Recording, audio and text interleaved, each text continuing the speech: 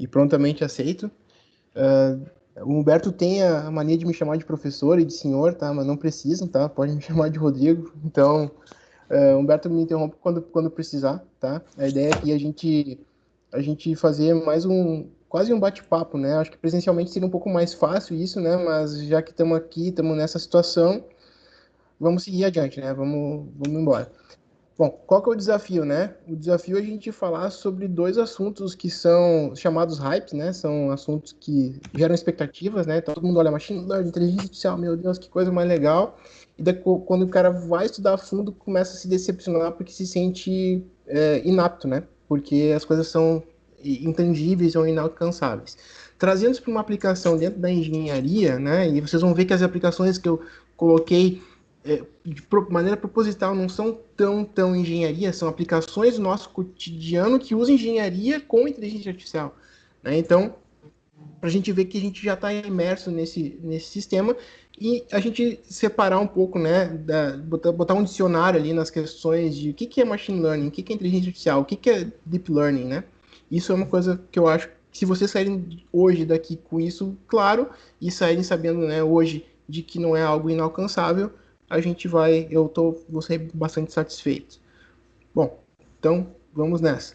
Qual é que é a ideia aqui, né? A gente começar com contexto, tá? Então vou dar um contexto para vocês, prometo não ficar muito tempo nesse contexto, mas ele é importante. O que é, então, né, essa tal de inteligência artificial? Né? Ela é uma disciplina, né, Só um pouquinho que eu perdi aqui a minha tela. Voltei. Tá, ela é uma disciplina de uma área da ciência da computação, tá? Ou uma disciplina da ciência da computação.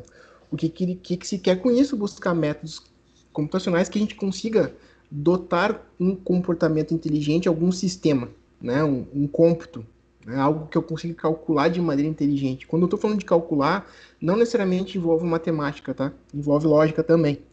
Então, quando a gente fala disso, né, o que é um comportamento inteligente? Né? O comportamento inteligente não é filosofar. Né? Pode ser, por exemplo, uma barata que consegue fugir de maneira muito inteligente de uma sapatada. Né?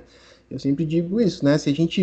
A barata é muito mais inteligente que a gente durante algumas tentativas. Né? Então, isso é inteligência. Né? Inteligência é conseguir resolver um problema, não todos os problemas. Tá? Até a gente poderia ir para um outro lado, que seria mais histórico da inteligência artificial, que começa com um sistema que tenta resolver tudo, né? E que até gerou uma brincadeira do Douglas Adams no livro Mochileiro das Galáxias, né?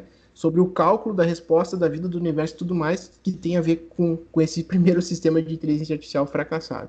Bom, então, quais são os problemas básicos que se quer resolver com inteligência artificial, né? Então, previsão de eventos. Daí a gente vai entrar numa discussão sobre previsão e predição depois, tá? Então, previsão de eventos, reconhecimento de padrões, otimização de sistemas e processos decisórios.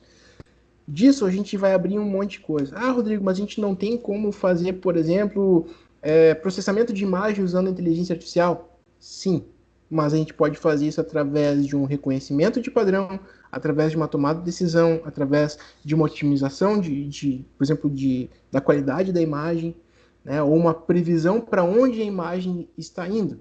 Né? Então, se a gente pensar na TV digital, existe um processamento que a gente tem, né? Um jogo de futebol, por exemplo, né? Eu não estou processando o tempo todo aquela imagem, ele tem uma predição da onde estará o movimento. Né? Então, aí já entra nessa diferença, né? De previsão e predição. Previsão, eu brinco assim, que é o cartomante, né? Eu estou prevendo que tal coisa vai acontecer. Predição é algo que estou baseado em algum tipo, né, de algo que eu consiga quantificar, nem que seja de maneira estatística. Então, quais são as áreas de aplicação hoje, né, da IA?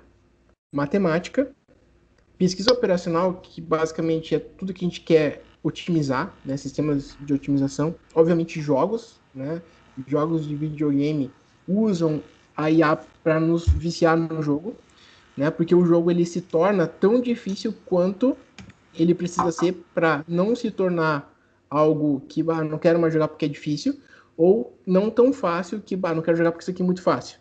Né? Não gerar ou frustração, ou então uma facilidade excessiva, né?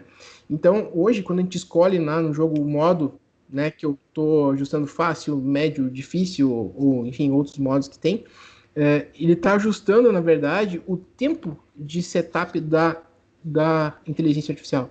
O quão rápido ela vai aprender, né? E o quão rápido tu vai ter que mudar o teu estilo para conseguir vencer aquela inteligência artificial. Processamento de imagens, por óbvio, né? Processamento de linguagem natural. Se hoje todo mundo tem smartphone, a gente pode conversar com o smartphone, talvez eu use menos isso do que eu deveria, né? Mas tem gente que já usa isso bastante. A minha sobrinha pergunta para o Google algumas coisas já.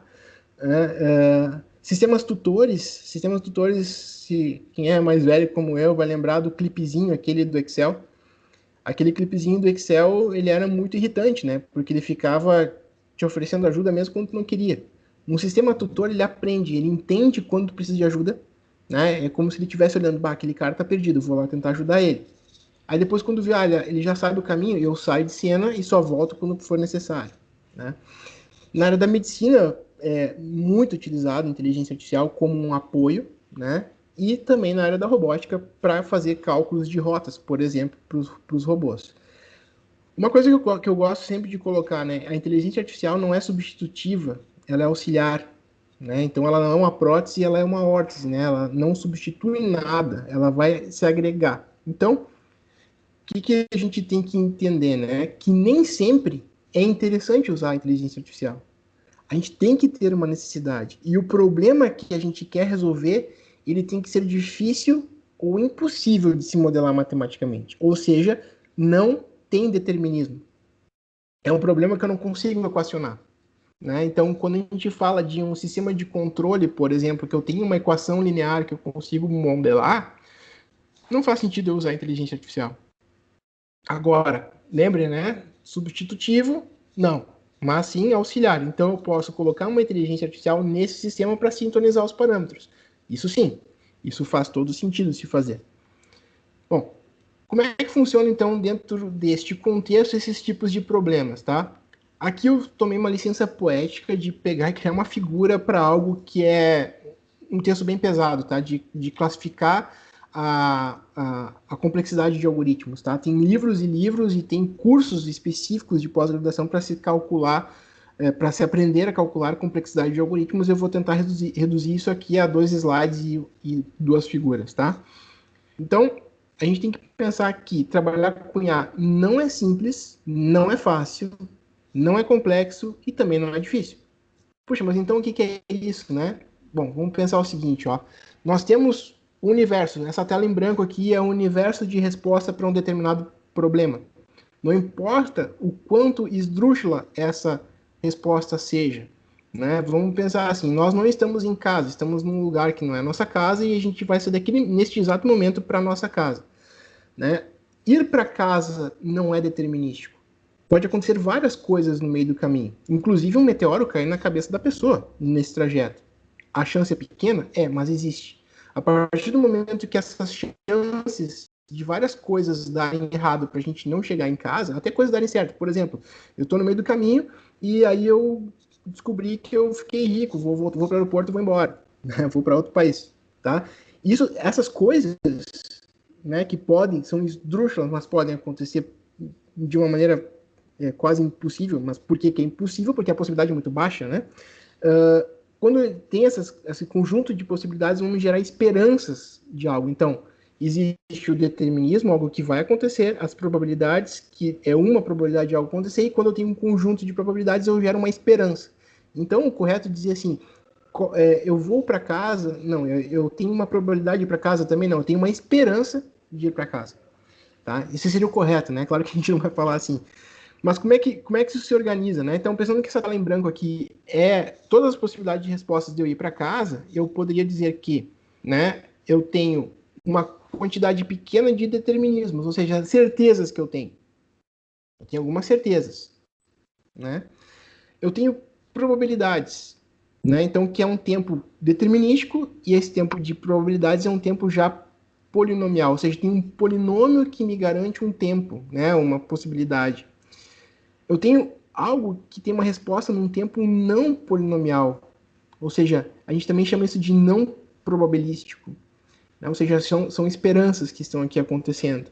Então, vejam, a possibilidade já aumentou, né, desse espaço de resposta. Aí depois eu tenho uma interseção. Tá? Imaginem que esse semiciclo aqui da direita, ele está vazando para toda a tela. Tá? Então, nessa interseção, a gente tem o que a gente chama de sistemas não probabilísticos completos, que eles são difíceis de organizar, né, de conseguir modelar, tem coisas que a gente não consegue entender, e tem os também chamados não polinomiais ou não probabilísticos hard, ou difíceis, né, são todas as possibilidades, basicamente, né, da nossa vida se classificam como NP hard. E a gente vive aonde? A gente vive naquela bolinha vermelha ali. Porque isso faz com que o nosso cérebro não pife. A gente gasta menos energia. Isso é explicado pela biologia, né? A gente sempre escolhe o caminho de menor energia. Né? A natureza é assim. Então a gente sempre trabalha com ideias que as coisas vão acontecer. E quando as coisas fogem dessa probabilidade, o que acontece com a gente? Gera frustração e a gente tem pessoas que não conseguem lidar com isso, né? Então, esse tipo de coisa que é bom entender, tá? Então, aonde que a gente vai trabalhar com a inteligência artificial? Justamente no resto. Problemas do tipo determinísticos e probabilísticos, a gente não precisa se preocupar, porque isso já tem uma modelagem determinística e já temos uma modelagem probabilística para isso, tá? Então, mas não quer dizer que a gente não possa usar de IA dentro desses problemas, como um auxiliar, mas não como um substitutivo. O resto todo, a gente vai ter que usar, vai ter que lançar mão da IA para poder resolver os problemas.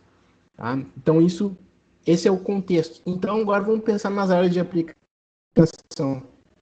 Vamos pensar, então, como é que a gente aplica essa inteligência artificial, ou, enfim, o que a gente quiser chamar, em cima de quais são as grandes áreas, né, hoje. Setor de serviços, né, e quando a gente fala de serviços, é todo tipo de serviço, um serviço médico hospitalar, por exemplo, na triagem, né, do paciente chega numa emergência, né, a gente chega lá com o braço quebrado e medem pressão, temperatura e fazem algumas perguntas para a pessoa, mano, meu braço está quebrado, né, mas por que faz isso? Por quê? Porque se o teu braço está quebrado, teus sinais vitais estão ok, a tua prioridade é mais baixa de uma pessoa chega lá super bem, mas os sinais vitais estão esculhambados. Né? Então, uma inteligência artificial faz isso de uma maneira menos visual, né? Não vai, meu Deus, a pessoa está com o braço quebrado. Né? Então, esse tipo de coisa é importante. Na questão do comércio, né? Então, o e-commerce, né? Hoje, ele te faz oferta de produtos a partir do teu perfil. Né? Então, cuidado com o que faz pesquisa no Google, porque começa a oferecer aquilo para a gente, né? Então, também ali tem uma inteligência artificial, né? Quando a gente vai no mercado, os dias da semana dessas grandes redes de mercado, elas já estão ajustadas, né? Na segunda-feira eu tenho um determinado perfil, na terça um determinado perfil e assim por diante. E o layout do mercado, se vocês fizerem isso, né? Forem todos os dias no mercado, hoje não é uma coisa aconselhável, né? Mas em época de não pandemia, vale a pena ir todos os dias no mercado e verificar que o layout do mercado muda. Aquelas gôndolas do meio entre as duas prateleiras, normalmente a gente tem assim, né? Primeiro conjunto de prateleiras, gôndolas, segundo conjunto de prateleiras, e lá no final a parte de carnes, peixes e padaria, né? Por quê? Porque a gente sempre tem que passar por tudo isso para comprar o mais, que é o mais comprável, né? Digamos assim. E ali no meio são as promoções e que faz os cruzamentos do mercado. Tudo é pensado através do público que se tem para aquele mar. Aí se usa, então, inteligência artificial para poder fazer esses cálculos, porque isso é não probabilístico, e então se consegue ganhos com isso. Na indústria, é muito utilizado, né? Então, a indústria é muito aberto, né? Mas na indústria de transformação, na indústria secundária, né? No qual a gente tem pegar uma matéria-prima e transformar num produto, tem bastante coisa utilizada ali, por exemplo, para fazer roteamento de placas de circuito impresso, placement de componentes, análise de imagens em alta velocidade. tem muita coisa que se usa, né, inteligência artificial na indústria, no processo produtivo. Ah, mas aí se eu estou usando no meu produto, no meu celular, a gente já está pensando isso em serviço, tá? Ou no comércio, enfim, já é a aplicação que a gente chama de consumidor final, tá? No agronegócio, também é muito utilizado, né, a inteligência artificial em coisas que ainda estão no campo quase da fantasia, como, por exemplo, né, um implemento agrícola que passa no solo e ele faz a medida da saúde, digamos, do solo e vai fazer a correção praticamente online. Né? Não faz uma correção parelha em todo o talhão, faz uma correção pontual, né? Onde vai ser colocado a semente ou a muda. Né? Isso diminui muito, isso vem ao encontro das questões de sustentabilidade, né? Diminui muito o uso de defensivos agrícolas, porque os nutrientes eles vão estar mais bem distribuídos. O uso também de insumos artificiais no solo, né? Que também essa questão é bastante importante, né?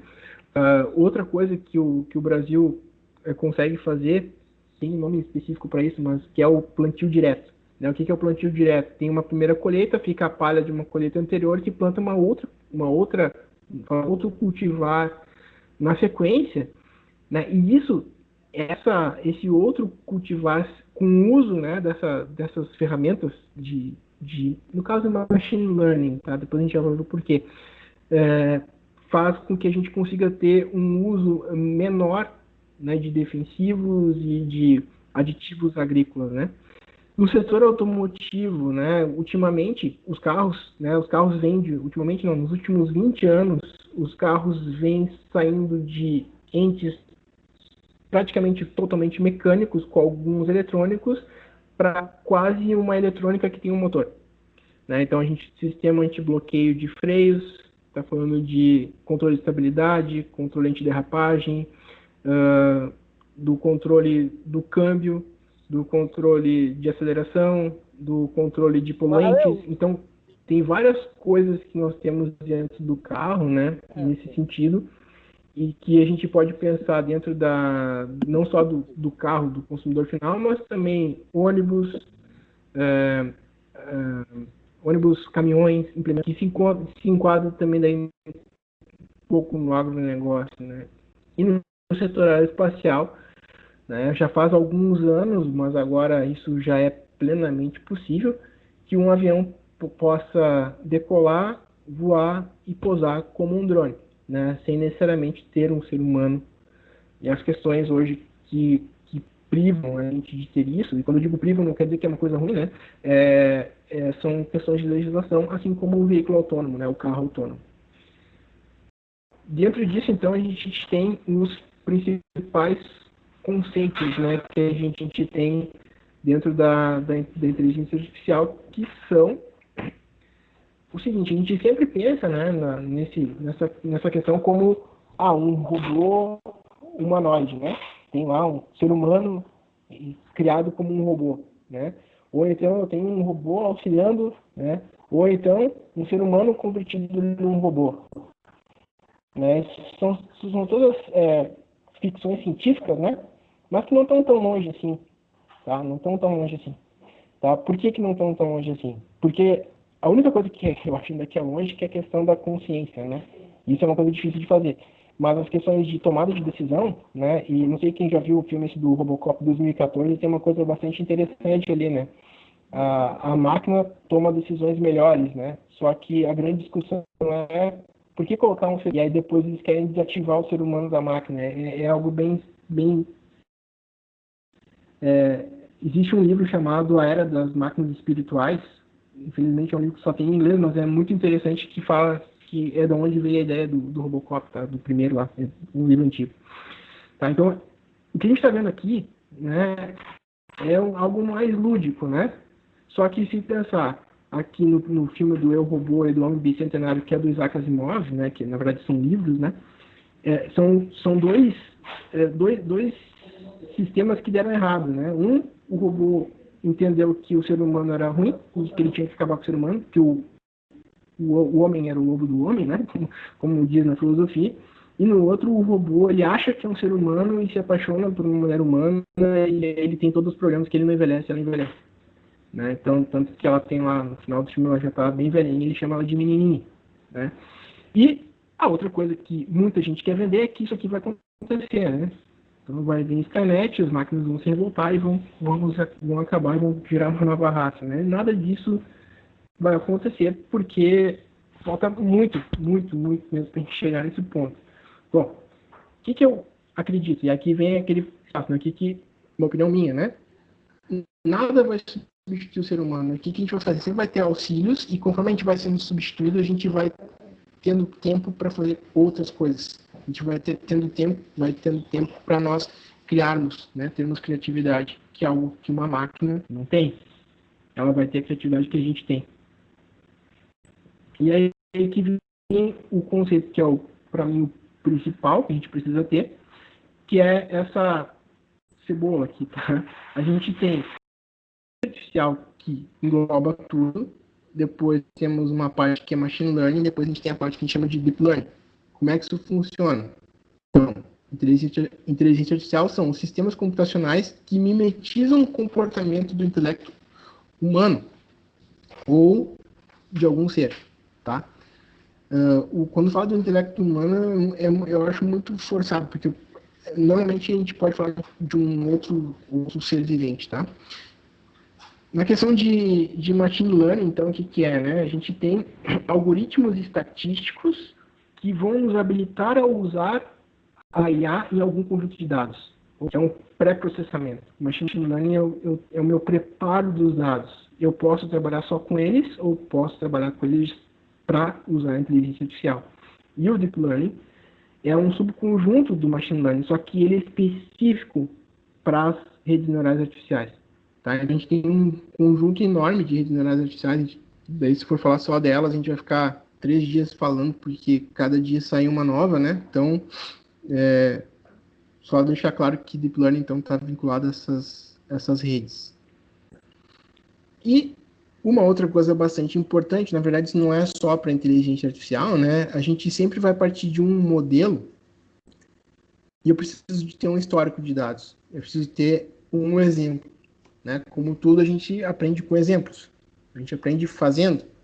Então, quando a gente tem a inteligência artificial nesses sistemas sendo aplicada, né, a gente vai... Deixa eu deixar um pouquinho maior aqui para vocês verem. Eu tenho uma construção do modelo anterior e depois eu valido esse modelo. E os dados são diferentes. Os dados que eu uso para construir são diferentes dos dados que eu uso para aprender. Né? Para validar, perdão. Então, quando eu uso para construir e aprender, é um conjunto de dados e depois eu pego e aplico isso numa validação. Então, a gente sempre vai ter numa inteligência artificial dois rankings, né? Ou dois fitness, como se fala. Um de treinamento e o outro de validação. Tá? Então, o de treinamento normalmente ele é bem alto e o de validação ele pode variar. Né? E depende do sistema, a gente vai aceitar um valor mais baixo ou um valor mais alto. Por exemplo, se tem alguma coisa que um ser humano faz com 60% de eficiência e a inteligência artificial entrega com 70%, tá ok. Agora, se é o contrário, se o humano entrega com 95% de eficiência e a inteligência artificial entrega com 90%, daí já não tá bom, né? Então é tudo relativo, tá? É relativo. Então a gente não pode olhar para o dado frio, a gente tem que olhar para o contexto sempre. O contexto ele é sempre muito importante, tá? Bom, dentro disso, a gente parte, vocês procurando em qualquer livro, vocês vão enxergar, vão encontrar, né, a palavra black box, ou a expressão black box, caixa preta, né, que a inteligência artificial é um black box. Todos os livros, artigos sérios vão trazer como a IA sendo algo não essencial e nem necessário. Deve haver a necessidade, como eu falei lá anteriormente. E aí vem a pergunta, quando a gente deve usar a inteligência artificial? Esse é um ponto, tá? Que eu acho hoje em dia que tem muita gente dizendo que está fazendo inteligência artificial e não está. Tá? Então a gente tem que ter um pouco de cuidado, né? Tem que ter um pouco de cuidado com isso. E tá sendo subvertido um pouco se tornou um nome bonito de se falar, IA, né? Então, ficou assim e o pessoal diz que está sempre usando inteligência artificial e às vezes não é isso, né? É simplesmente um sistema de decisão simples, né? Bom, o que eu trouxe aqui? Meu Deus do céu, o Rodrigo ficou louco. Trouxe um coração. Por que eu trouxe isso? Aqui a gente tem um problema clássico que envolve várias áreas, né? Então, a gente pode dizer que é biologia, medicina, enfermagem, o que for da área da saúde, e depois tem o cara que quer fazer um desfibrilador. O que é um desfibrilador? Primeiro a gente tem que saber o que é a fibrilação, né? Então, vamos lá. O coração, ele tem duas amígdalas que chamam, né? Que são pontos, né? Onde o coração ele é polarizado, ou seja, ele contrai, faz a sístole, e depois ele relaxa, faz a diástole. Como é que isso acontece? Eu tenho um primeiro ponto de contração na amígdala superior aqui, né? Direita, que está como se fosse uma pessoa de frente para a gente, né? Então, aquele sinal elétrico ele propaga quando ele chega na segunda amígdala, então ele faz o oposto e depois no terceiro ato, né, ele tem uma repolarização, porque tem ali uma bomba de potássio acontecendo, né, um processo eletroquímico. Bom, o que isso quer dizer? Eu vou enxergar isso com aquele sinalzinho, né, famoso lá que a gente olha, desenha já está enxergando, né, um batimento cardíaco, né, que é esse aqui. Tá? Então a gente tem os complexos, os segmentos e os intervalos, né? E as ondas. Então a gente tem a onda P, o segmento PR, o complexo QRS, o segmento ST, a onda T, a onda U. E esse formato me diz alguma coisa. Bom, se esse formato me diz alguma coisa, eu vou entender se o coração está fibrilando. O que é a fibrilação? É o coração, ele bate e como se desse uma câimbra, ele fica parado, ele não consegue dar o ritmo dele, né? Ele fica parado. E o que precisa para isso, então? Dar uma descarga elétrica, né? E que reseta o coração. Eu dou uma descarga elétrica que faz com que ele despolarize, né? E ele, então volte a ficar pronto para iniciar. E às vezes ele não volta. Tem que dar mais de uma vez o choque, né? Porque se for uma questão de fibrilação local, se resolve. Se for algo, por exemplo, que vem do comando do cérebro, daí já não se faz mais. Bom, corações doentes fibrilam mais seguido, então por isso que tem até uma lei que diz que tem que ter desfibriladores automáticos em locais públicos com circulação em acima de X pessoas hora.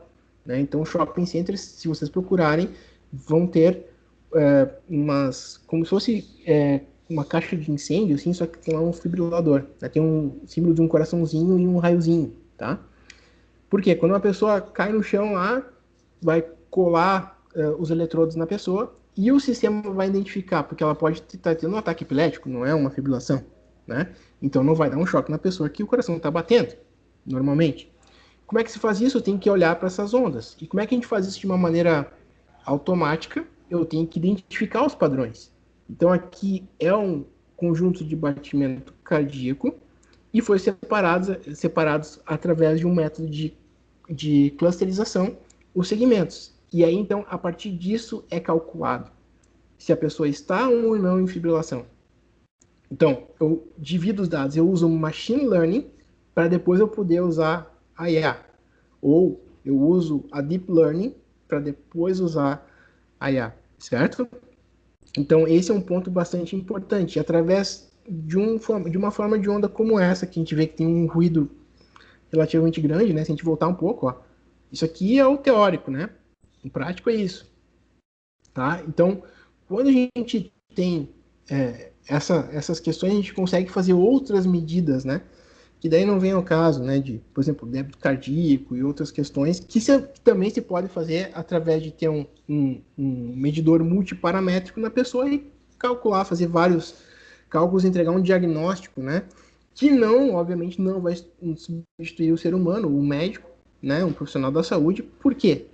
Porque não tem o contexto, né? Ele está olhando somente o que ele consegue olhar, né? O contexto ele é importante na medicina. Então, é um dispositivo auxiliar, né? Volto a dizer, não é substitutivo, ele é auxiliar. Então, O que a gente tem que saber? O problema não é black box, a IA é black box. Eu tenho que conhecer o problema. Quando a gente fez este projeto, a gente teve que conhecer da, da fisiologia do coração.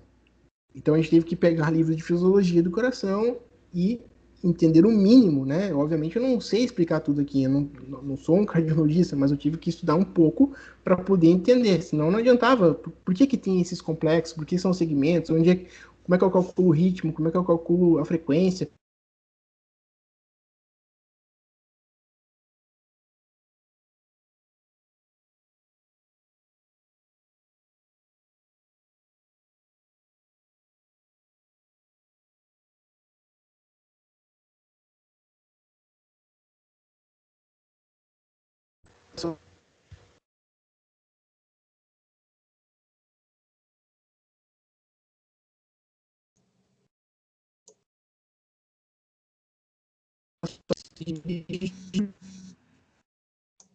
Professor, eu acho que não sei se é internet que tem problema, mas parece que travou. Pelo menos, Voltei? deu uma parada geral aí.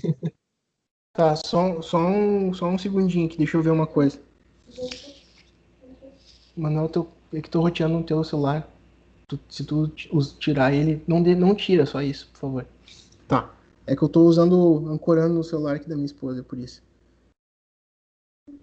Então Mas vamos agora acho que voltar lá. voltou normal. Tá tudo certo. Tá. Tá, deixa eu só voltar a compartilhar a tela aqui pra olhar ali se eu tinha caído. Precisei sair da. Vamos voltar aqui. Tá. Então eu estava aqui, né? Falando que IA então não é black box, né? Quer dizer, a IA é black box e o problema não pode ser, tá? Se o problema for black box, a gente tá com problema, né? A gente tem que conhecer o problema, tem que destrinchar esse problema. Bom, então vamos seguir. Então vamos começar agora com aplicações, né? Que é o que vocês estão aflitos para ver. Então a gente tem os preditores, lembram lá que eu falei de predição e previsão, né? Preditor está baseado em fatos. Então eu tenho os fatos acontecendo aqui, como essa onda dessa cor aqui, que deve ser azul ou verde, não sei, enfim, essa aqui. E depois a gente segue com essa onda vermelha, tá? Ou, sei lá que cor que é, mas enfim, eu me ferrei com a cor, mas tem duas cores, tá? A primeira cor é o que eu conheço e depois eu começo a prever. E vocês veem que tem um espaço aqui, né? Esse espaço aqui é um intervalo de confiança. Sim, aquele intervalo de confiança lá que a gente tem em estatística, né? Eu vou projetar algo e eu vou ter um intervalo de confiança. Sim, a inteligência artificial ela trabalha com isso também. Qual é a confiabilidade daquele sistema que eu tenho de previsão, tá? Então, quando a gente fala de previsão, eu estou tentando prever uma série temporal, normalmente, tá? Não quer dizer que seja só isso, mas normalmente a gente está prevendo movimento ou uma série temporal. Otimizador, tá? Existe um problema clássico chamado problema do bin pack, né? O bin seria um bit e o pack seria o espaço de memória, digamos assim, tá? Então, como é que eu consigo organizar aqueles bits ou aquelas caixas dentro de um volume, né? Ou aquelas formas geométricas dentro de uma área, tá? A melhor otimização para isso, né, é feita através de otimizadores e normalmente se usa inteligência artificial para isso, porque para calcular isso, o tempo computacional demoraria anos, ou, na melhor das hipóteses, dias. Né? E aí, como a gente não quer fazer isso, quer fazer isso rápido, né? Containers, tudo mais, a gente usa inteligência artificial para isso, para fazer otimizações. Agrupadores, tá? Eu vou chamar de clusterizadores, eu sei que está errado, tá? Porque não existe essa palavra em português, tá? Porque a palavra clustering é agrupamento, né, em português, mas acabou se tornando um jargão da área, tá? De clusterizador. Agora vocês imaginam que a gente tem um conjunto de dados e eu quero encontrar grupos, semelhanças entre esses grupos, tá? Então eu ploto eles e depois eu posso identificar através de algoritmos de clusterização quais são os grupos, tá? Então aqui este processo de agrupamento ele é um processo estritamente de machine learning, certo? Isso aqui é machine learning. Toda vez que a gente enxergar agrupador ou clusterizador, a gente não é inteligência artificial isso aqui, tá? Por que isso? Por que eu sei disso? Porque a gente está trabalhando simplesmente com a parte de análise estatísticas, certo? Por isso. E identificadores de padrão. Não vamos confundir, então, clusterizador com identificador de padrão, tá? Por quê? Porque ele aqui, ó, se a gente olhar nessa imagem, eu tenho os dados misturados. E o que é um identificador de padrão? Ele separa os padrões. Então, espacialmente, os dados estão assim. E eu vou enxergar eles assim através de uma organização. Eu separei eles por cores aqui, por exemplo. Tá? Então, quando a gente quer identificar padrão, a gente não está buscando um agrupamento específico. A gente está buscando uma condição específica para aquele dado. Tá? E aí, quando a gente fala de identificador de padrão, a gente está falando de deep learning, certo? Clusterizador ou agrupador, a gente fala de machine learning. Identificador de padrão, a gente fala de deep learning. E agora a gente entra no tema propriamente, que são as aplicações de engenharia, certo? E aí, vamos lá. Olha só, aqui a gente tem consumo de energia elétrica, tá? Então ele está em quilowatt-hora, espero eu que seja, mas acho que é um H maiúsculo, então tá errado, mas tudo bem. E o K também está maiúsculo. Esse aqui é de um eu peguei um trabalho como é que é o nome? Do CENG, tá? Que é o Simpósio de Engenharia. Não é o Sindicato dos Engenheiros? Senge? Não, Não, é não. outro Senge? Não. Não, é outro CENG. É outro CENGI, não é CENG. É a parte um Seminário Nacional de Exposição das Distribuidoras de Energia Elétrica. Muito obrigado. É CENDI, né? Não é CENG, é CENDI. Obrigado. Enfim, o que está sendo feito aqui, tá? A gente tem o esperado, né? Ou seja, o que é o esperado, né? São dados que realmente aconteceram e eu peguei dados passados e apliquei numa rede neural e vejo que aquela rede neural está muito próxima do que aconteceu. Então, quer dizer que o cálculo que eu faço do erro, né? Ou seja, o quão distante eu estou dessa resposta, vai me dar minha confiabilidade. Vamos supor que eu esteja distante 3% da resposta. Então, quer dizer que eu tenho 3% de erro, ou então um grau de confiança, de confiabilidade de 97%. Quer dizer que daqui para frente, tudo que eu tiver colocando como resposta, né, eu vou ter, então, 97% de certeza de que eu estou próximo daquele resultado. Tá? Então, no setor energético, tá, o mercado comum de energia, por exemplo, né, se revolucionou através disso. Tá? Porque agora as empresas, as distribuidoras, elas conseguem ter uma projeção de quanto que elas vão consumir e fazer a negociação do mercado no mês anterior, no dia anterior. Tá? Então, esse aqui é um assunto que é bastante interessante, porém ele já é um assunto relativamente batido, ele era um assunto muito forte há uns 15 anos atrás, né? Daí ficou em alta uns 5 anos, e depois agora a gente já tem até comercialização desse tipo de sistema, né? Já é comercial. Quando eu digo já é comercial, quer dizer que a gente não é mais objeto de estudo e sim de aplicação, tá? Então, por isso que eu trago aqui como uma aplicação de engenharia. Então, isso aqui se encaixa no grupo de preditores, certo? Aqui, gente, o que é isso? Ó? A gente tem aqui o resultado de uma ECU, tá?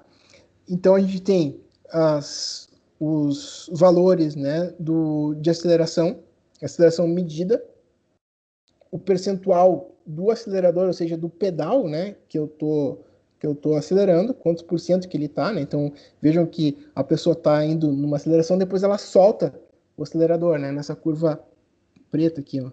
Ele vai acelerando, fica lá no fundo, pé no fundo, depois ele solta o acelerador, tá? Então, aqui é a aceleração do carro, medida do acelerômetro do carro, a velocidade do veículo, soltou o acelerador, ele começa a cair numa velocidade constante, faz sentido, né? E aqui no Y, né, que é essa curva mais clarinha, não sei se vocês estão conseguindo enxergar, é a marcha do carro, tá? em que marcha ele está. E o que é interessante aqui, né? É um carro automático, tá? E se eu fizer o carro automático ser responsivo somente ao que ele está vendo, o carro vai virar uma grande beberrão de gasolina. Como é que a gente faz quando nós dirigimos um carro manual? A gente sabe o momento, né, que a gente está acelerando e aí a gente vai, vou dar uma aceleradinha um pouquinho mais para aumentar o giro e fazer a troca de marcha e entrar intuitivamente, né, entrar na velocidade certa da caixa de câmbio. E isso faz com que a gente tenha um consumo menor de combustível, né? E aí vem, né, uma ideia que já está ultrapassada já faz alguns anos, né, uns 10 anos pelo menos, de que carro automático gasta mais do que um carro manual. Tá? Por quê? Porque hoje todo carro automático, mesmo os automatizados, né, que são aqueles que passam a marcha de uma maneira... perdão, falei bobagem agora. Os carros automáticos, eles têm inteligência artificial para fazer a automação da troca de marcha, mesmo aqueles que trocam marcha propriamente, não são os CVTs, né, que são contínuos, tá? E os automatizados são aqueles que simplesmente eles olham os parâmetros e eles não tomam essa decisão antecipada, tá? Como ele não toma decisão antecipada, ele é mais ineficiente. Então, carros automatizados eles estão saindo de mercado, entrando os carros automáticos propriamente, que esses são, então, muito mais econômicos do que uma pessoa dirigindo, né? E depois vem os carros com câmbio CVT, que aí tem um ganho mecânico, só que daí onde é que se coloca a inteligência? Se coloca a inteligência na outra parte do carro, que é no mapa de combustível, no qual ele vai aprender o jeito daquela pessoa trabalhar, digamos, no volante. Daí, então, se o carro tem um botãozinho lá de econômico, coloca no econômico e não adianta, se eu sou mais ou menos agressivo, o carro ele vai se tornar mais manso para não causar um gasto energético desnecessário. Né? Quando a gente tira o pé do acelerador, acelera, tira, acelera, ele vai ajustando, inclusive quando embala numa lomba, enfim. Tá? Então, essa parte de inteligência artificial, já há 10 anos atrás, isso era novidade. Hoje, a maioria dos carros que são automáticos já vem de fábrica com essas características. Tá? Então, a gente já tem uma aplicação propriamente de engenharia, né? Já um produto. Algo que não tenha isso, está defasado. Né? Então, a gente precisa dessas informações. Aqui também, ó, a questão do giro do carro, né? Então, a velocidade e o giro do carro. Né? Então, nesse caso específico aqui é uma pesquisa, né? Que o que o autor fez? Né? Ele está buscando um padrão de velocidade pela rotação por minuto ali, né? do carro. Ele dividiu por 1000 para ficar numa escala que ele consiga enxergar direitinho. E ele está analisando aqui a eficiência energética do carro através desses parâmetros, porque mecanicamente esses valores vão dar para ele uma eficiência, vão dar para ele o cálculo de energia desse carro sendo trabalhado numa pista de testes, tá? Então, aqui então a gente no primeiro exemplo a gente está usando proativamente. E aqui, né, nessa outra imagem, né, que está agora na tela, a gente está usando para fazer uma análise, né, de eficiência energética do carro. Então, usando já como um auxílio para análise. Tá? Então, também é um preditor. Né? A gente também está predizendo algo, né? Predizendo a marcha do carro que a gente tem que estar e predizendo quanto que aquele carro vai consumir. Tá? E aqui, gente, o que vocês acham que vai se encaixar nesse caso aqui? Vamos lá, vocês vão me dizer agora. Humberto, vê o que o pessoal está dizendo aí. Por favor. Eu tenho minha sugestão. Então dá a tua sugestão aí, Humberto. A minha sugestão deve ser para empilhar isso aí tudo no lugar certo, porque é um quebra-cabeça. Quebra-cabeça, né? E vamos pensar alguns problemas que isso tem. Bom, primeira coisa, né? Padronizar o tamanho dos contêineres, isso já é bom, certo? Então a gente tem o nosso bin, né? E o nosso pack é o cargueiro. Show. Só que a gente tem que distribuir a carga, né? Eu não posso botar todo o peso para um lado, todo o peso para o outro, certo? Isso é um ponto. Tá, o que mais que comentando até a questão de carga e descarga, né? Para saber a ordem de descarga. Descarga. E, ó, aí, boa. Eu ia comentar isso, porque talvez não seja descarregado tudo no mesmo lugar também, né? Isso. Antigamente, tá? Quando eu digo antigamente, há uns 20, 30 anos atrás, anos 90, tá? Uns 25 anos atrás, era navios que saíam muito carregados, era praticamente assim, Xangai, Porto de Santos, e deu, tá? Isso fazia com que os fretes fossem mais altos e tudo mais. Então, por isso que hoje a gente consegue comprar coisas da China mais barato, né? Por causa disso aqui, ó. As rotas marítimas agora, elas têm várias paradas, tá? Então, por exemplo, aqui é uma rota, né? Que faz cruza o mundo, literalmente, né? Então faz costa a costa dos Estados Unidos, passando pela Europa com passagem somente, e depois faz a Ásia, né? A gente tem outras rotas, tá? Outra rota que faz, obviamente, o Atlântico, o Pacífico, e que faz o Atlântico Sul também, né? Então, para a Ásia. Essa aqui foi a que ficou melhor, que tinha, inclusive, a ida e a volta ali, para a gente enxergar um pouco melhor o que está acontecendo. Então tem a carga e descarga, tem o tamanho, que eles têm um tamanho fixo, porém pode haver variação, tem alguma variação, tá? Porque tem as tolerâncias, e tem também a questão da distribuição do peso. Bom, então isso é um problemaço, tá? Que antigamente era calculado na mão, ou através de um sistema computacional dedicado, né? Especificamente para aquilo que demorava muito tempo para calcular. Então, eu tinha menos paradas porque eu tinha que ter um tempo para calcular, né? E eu tinha que minimizar o meu problema, né? Agora não. Agora eu posso ter um problemaço que ele vai resolver. Inclusive, pro operador do guindaste, né? Ele consegue, ele tem um head-up display, tá? No porto de Xangai tem isso. Eu tentei achar, não achei mais, tá? Tem que procurar melhor. Mas tem um vídeo no YouTube, tinha pelo menos, não achei, que mostrava um head-up display, né? Na verdade, fica nos pés do operador do guindaste, tá? Então, projeta um laser que ele aponta qual que é o próximo container que ele tem que pegar. Então, ele pega aquele container e leva aonde ele tem que largar, né? Então, fica como se fosse um videogame, né? Pega daqui, bota ali. Isso traz uma velocidade muito grande. Por isso que eles conseguem ser tão eficientes nos embarques, né? Isso reduz o custo de maneira absurda, né? Porque um navio desses parado, ele custa milhões por hora, né? Literalmente milhões de reais por hora que ele custa parado. Bom, então o que se tem? A gente tem um volume, né? Que é o nosso pack, a gente tem que colocar os bins, que são os tamanhos diferentes que nós temos dentro desse pack. Então a gente tem também o problema para colocar itens dentro de um container. A gente tem o problema de colocar os itens dentro das caixas que vão no container, ou seja, os paletizadores, né? Então, se a gente tiver um problema em duas dimensões, vejam, a gente pode ter coisas das mais variadas geometrias, né? E dependendo de como eu colocar, eu vou ter mais ou menos aproveitamento do espaço. E o espaço ele é muito caro, né? Esse espaço em cargueiros ele é um espaço realmente caro. Tá? Professor, uma pergunta, tu sabe se o pessoal utiliza alguma coisa aqui no Porto de Rio Grande, se eles utilizam algum tipo de processo otimizador?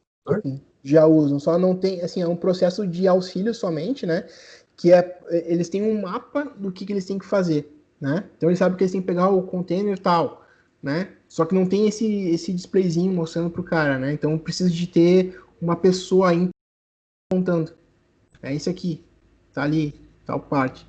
Então aquele negócio que a gente vê assim, tem eu não sei como é que é o nome, assim, um nome correto para a pessoa que fica em terra apontando para o operador do guindaste, né?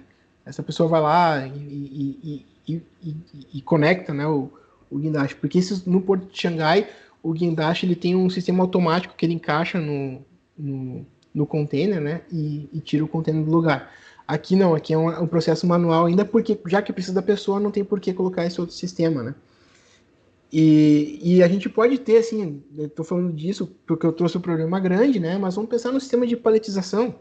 Vamos ali para Fenza, né? Os caras têm que empacotar pack de 600 ml, de 325, de 350, de 250 ml, de 2 litros, de 3 litros no Natal. E aí tem que empacotar isso, né? E ele não vai empacotar só um tipo, né? Ele pode empacotar misturado e fazer um pallet que vai ser entregue nos seus locais de destino com a melhor otimização de espaço para ser colocado dentro dos caminhões e então fazer as entregas, tá? Então, esse tipo de aplicação, ele é uma aplicação que já vem de muito tempo, usando programação linear ou programação inteira, aqui no caso, programação inteira, né? Ou seja, um sistema probabilístico, né, para trabalhar com isso. Porém, o que acontece quando o problema fica muito grande, a gente não consegue ter a resposta num tempo computacional adequado. Ou seja, a gente demora muito tempo para dar a resposta. Então, mesmo sendo mais rápido que uma pessoa, né, eu não consigo resolver, sei lá, em 24 horas, vai demorar 48, só que de um ponto para outro eu demoro 12, então eu estaria perdendo 36 horas por conta de um cálculo. Né? Então, usando inteligência artificial, isso é reduzido de maneira drástica. Tá? Esses sistemas que trabalham em torno lá de 2 dias de processamento para inteligência artificial, às vezes fica abaixo, às vezes, né? Não é sempre, mas às vezes chega a ficar abaixo de 1 hora. Tá? Então, é algo bem interessante. Tá? Então, isso aqui é um sistema de otimização, certo? É o otimizador. Bom, o próximo. Rotas. Cálculo de rotas. Isso aqui são rotas de ônibus, tá? E não sei se vocês já tiveram o desprazer que eu tive, tá? De fazer rotas interestaduais, de cruzar metade do Brasil ou o Brasil inteiro de ônibus, tá? Tem um momento que tu vai até uma determinada localidade e lá a gente faz o transbordo, né? Sai de meia hora para parada, quando tu vê, tu vai ter que embarcar num outro ônibus. Né? Por que isso? Porque existem essas rotas e essas rotas também fazem um manejo dos passageiros. Né? E às vezes se tu faz essa rota mais seguida, pode ser que tenha vezes que tu vai fazer o transbordo de um ônibus para o outro, ou não, porque depende do fluxo, né? De como é que está aquele fluxo, pode ser desviado uma determinada rota. Né? E isso tudo, né, é feito, antigamente era feito uma pessoa, né, ia calculando isso, até porque não é um sistema tão complexo assim, né? Um ônibus não vai ter muito mais do que 45 pessoas, né? Às vezes tem até menos por conta de ser ônibus mais espaçosos. Então não é um problema tão grande, mas, né, hoje é feito de uma maneira mais automatizada, porque daí até para pegar a mala da pessoa, né? Pegar bater o código de barra lá e tudo mais, fica mais fácil. Né? Então, outra coisa interessante, né, de saber, né, o quanto, né, que eu consegui usar, o quanto que eu vou conseguir usar de um determinado caminhão. Olha só, eu tenho lá um caminhão Bitruck baú, tá? Quando ele fala de cubagem, né, seria o tamanho do baú dele, né? Aquele transporte que eu fazer vai ocupar 112%. Bom, então não vou poder usar, né? E os outros têm um outro percentual. Mas aí qual que eu vou usar? Né? Como é que eu vou escolher os meus caminhões, por exemplo, para fazer as rotas? Né? Então, empresas de logística ou cursos de logística estão cada vez mais utilizando, lançando mão, parando de usar a programação linear inteira e passando a usar técnicas de machine learning agora para poder fazer esse tipo de cálculo, porque isso torna eles mais eficientes. Né? Isso a gente está precisando suportar mais coisas, né? A gente vive num tempo de consumo maior. Bom, mas tem um outro exemplo que é bastante utilizado por nós, né? Vocês conhecem esse carinha, né? O famoso Waze, certo? O que acontece quando a gente... eu vou entrar aqui, não quero seguir por ali porque eu não quero passar por ali. Eu vi que tem um policial lá na frente, eu não quero passar pelo policial. Sei lá por quê, mas não quero. Aí eu entrei. O que aparece na telinha ali do celular? Recalculando, né? Ele não bota isso recalculando rota. Por que ele recalcula a rota? Qual que é o motivo dessa palavra recálculo?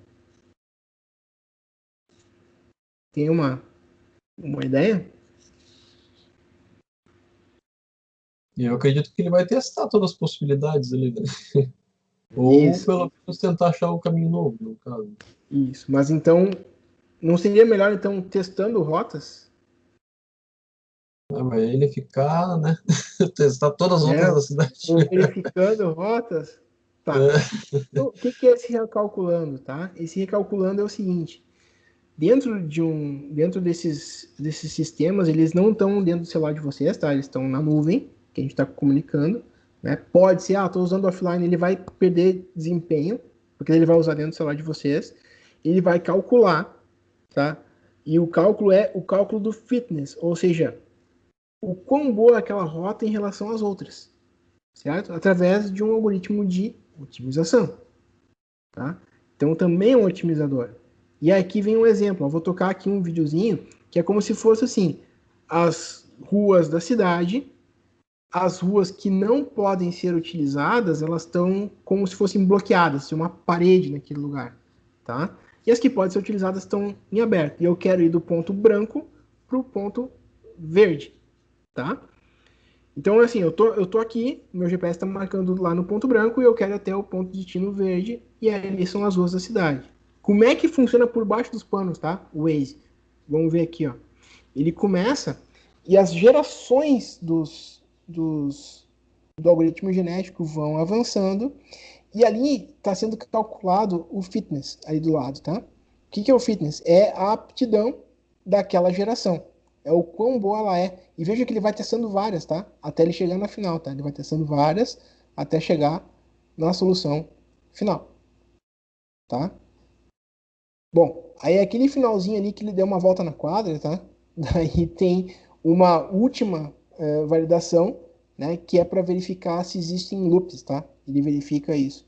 E daí aí é um machine learning que é usado no final. Eu posso usar então o machine learning antes ou depois da inteligência artificial, certo? Então toda vez que eu usar a inteligência artificial, não necessariamente eu uso ela pura, tá? Normalmente a gente usa ela com alguma outra ferramenta, tá? Para poder ou limpar os dados de entrada ou então limpar os dados de saída. Tá? Isso é bastante importante.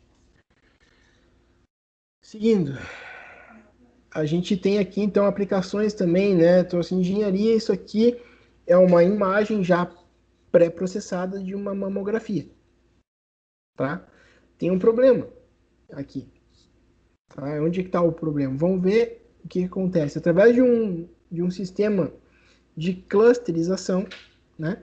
É identificado então um problema na mama, ou seja, ali tem um provável tumor. Não quer dizer que seja, né? Então, o que isso faz, né? Se eu olhar a primeira imagem, tá de um jeito, a segunda de outro, e é toda a mesma imagem, tá? Então, o tipo de clusterização para separar tecidos diferentes, por exemplo, aqui é tecido muscular. Então, eu consigo separar o que é tecido muscular e o que não é, e ressaltar os tecidos que me interessam, certo? Então, com isso a gente consegue identificar, bom, aqui tem uma massa que não deveria estar ali. Bom, se ela não deveria estar ali é um problema, ou pode ser um problema, né? Bom, isso aqui vai substituir, então, o médico, o radiologista, ou enfim, quem for? Não. Mas vai trazer eficiência, né? Vai fazer com que a pessoa consiga analisar muito mais imagens e trazer uma maior eficiência no diagnóstico, né? Então, um laudo que demoraria talvez uma semana por uma fila de análises, ele pode demorar um dia porque o médico tem uma ferramenta auxiliar, não substitutiva, tá? Então, métodos de clusterização. Aqui, então, a gente está falando de quê? Machine Learning, certo? Clusterização, Machine Learning. E aqui, gente, na direita, a gente tem uma imagem de satélite e na esquerda tem uma imagem de satélite também passada por um método de clusterização, tá? Embaixo está escrito, né? O que são os clusters e o que são os ruídos. Ele consegue, inclusive, clusterizar já ruídos, tá? Essa questão dos clusters é muito interessante, por exemplo, essas imagens satélites, elas são usadas para várias questões, né? Pode ser uma questão armamentícia, inclusive, né? Mas hoje em dia é muito mais utilizado para verificar áreas de desmatamento, se tem áreas, a urbanização de uma cidade, se áreas que não eram para ser urbanas estão se tornando urbanas, né? Até tipos de calçamento. Tem plano de diretor de cidades, por exemplo, em Porto Alegre tem bairros da Zona Sul de Porto Alegre que o plano diretor não permite que seja utilizado asfalto. Então o plano diretor não é para asfaltar. E a própria prefeitura vai lá e asfalta. E daí causa problema de alagamento. Mas foi dito que é uma área de drenagem, não poderia ser asfaltado. Então, como é que faz isso? Comprando imagens de satélites e faz análise de clusterização. Consegue separar o que é asfalto, o que é paralelepípedo, o que é chão batido, o que é saibro, o que é cada tipo de piso, através de métodos de clusterização, usando imagens satélites com 7 bandas, por exemplo. Quando a gente fala de 7 bandas, é o R, o G e o B, né, de bandas da luz visível, e depois infravermelho próximo e médio, tá? Mais algumas bandas, mais 2 bandas de cada, e se consegue fazer esse tipo de análise, tá? E através de um método de clusterização que é relativamente simples, tá, gente? Isso é um sistema simples, porém não é tão fácil de fazer, tem que se entender o problema, tá? Tem que entender como é que cada material responde a essas bandas, então é muita física aqui, né? O geofísica, né? Por assim dizer, para poder entender, né? Precisa saber muito disso para poder fazer esses clusters, senão ele pode clusterizar coisas que a gente não quer, né? Aqui, aplicação em geologia. Isso aqui é de um doutorado de uma pessoa aí, que eu não vou dizer o nome, que a gente tem o seguinte, ó, na direita a gente tem uma imagem crua, tá? Essa imagem, tá? Ela é só uma imagem feita com uma câmera fotográfica do mesmo ângulo que foi passado ali um escaneamento laser, tá? Com um único comprimento de onda de 1535 nanômetros, tá? A partir disso é calculado a degradação do sinal, ou o quanto de intensidade aquele sinal perdeu, tá? E a gente consegue, então, classificar os tipos de rochas, tá? Então, ali a gente tem sandstone e arenito, tá? Então, tem 2 tipos de arenito, um mais grosso e um mais fino. Batendo o olho assim, só olhando, não dá para saber isso, porque se eu estou de longe, né? Então, o que a gente chama disso? Né? A gente chama isso de sensoramento remoto. Eu não preciso ir até aquele local para avaliar. Eu posso olhar de longe, né?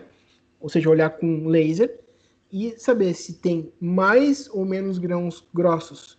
Eu posso saber que ele tem ali uma camada intermediária aqui no meio, ó, essa camada mais escura aqui, que bem de longe talvez eu não enxergue, porque esse imaginamento ele pode ser feito a 3, 4 quilômetros de distância, tá? Eu sei que isso aqui, então, é o chamado pelito carbonoso. O que é isso, né? Basicamente, isso era, no passado, uma lama, né, com muita matéria orgânica, tá? E isso é um indicativo de um determinado tipo de formação que, por um chamado sequenciamento estratigráfico, ou seja, são os estratos da sequência do solo, eu consigo, né, ou um bom geólogo consegue dizer se naquela região existe uma bacia, um depósito de um determinado mineral, né, que não necessariamente seja um mineral precioso, né, pode ser eu estou procurando ferro, pode estar procurando coisas, outros recursos, né, e a Petrobras investe muito nisso, por quê? Porque áreas que essas paredes rochosas, né, que a gente chama de barrancos, são os afloramentos geológicos, tá? Esses afloramentos são onde a geologia do lugar aflora, ela sai, né, ela fica aparente, e elas têm mergulhos, tá? Elas têm ângulos, e esse ângulo, se calcular, eu sei que isso aqui vai seguir tantos quilômetros para adiante. E com isso eu sei que aquela sequência, as sequências elas se repetem, tá? Então eu sei que se essa sequência se mantiver tantos quilômetros adiante, se eu perfurar eu vou ter um lençol freático. Se eu perfurar eu vou ter uma possibilidade alta de encontrar petróleo, por exemplo. Tá? Com este projeto a gente consegue diminuir muito, né, o custo da busca, né, por esse tipo de material. Especificamente petróleo, né, para cada 10 poços perfurados, um é produtivo. Né? Com esse tipo de sistema, a gente pode aumentar para quase metade, né? 4, 5 serem produtivos. Né? E a gente fala de custos elevadíssimos, né, para perfurações de petróleo. Agora, vocês imaginem fazer algo do tipo submarino, né? Isso aumenta muito mais. Então, sensoramento remoto é algo bastante interessante e se a gente não utilizar métodos de machine learning ou de inteligência artificial, a gente está perdido, né? Porque a massa de dados que a gente está falando disso aqui são petabytes, tá? Não é giga nem tera, é petabytes. Tá? É muita coisa para processar calculando mesmo, né? Tem que se lançar mão de inteligência artificial. Aqui também é um outro afloramento e para verificar que a gente tem, né, nesse afloramento que se chama pedra pintada, que tem dois tipos de arenito, né? Tem um arenito com um maior conteúdo, né? Contém mais óxido, né? E o outro possui menos óxido de ferro no seu cimento, né? Que é o que une os grãozinhos de areia, né? Isso acontece lá na chamada litogênese, né? Quando ele está começando a formar. O que é interessante, só uma curiosidade, tá, gente? Isso eram dunas, tá? Dunas que viraram rochas.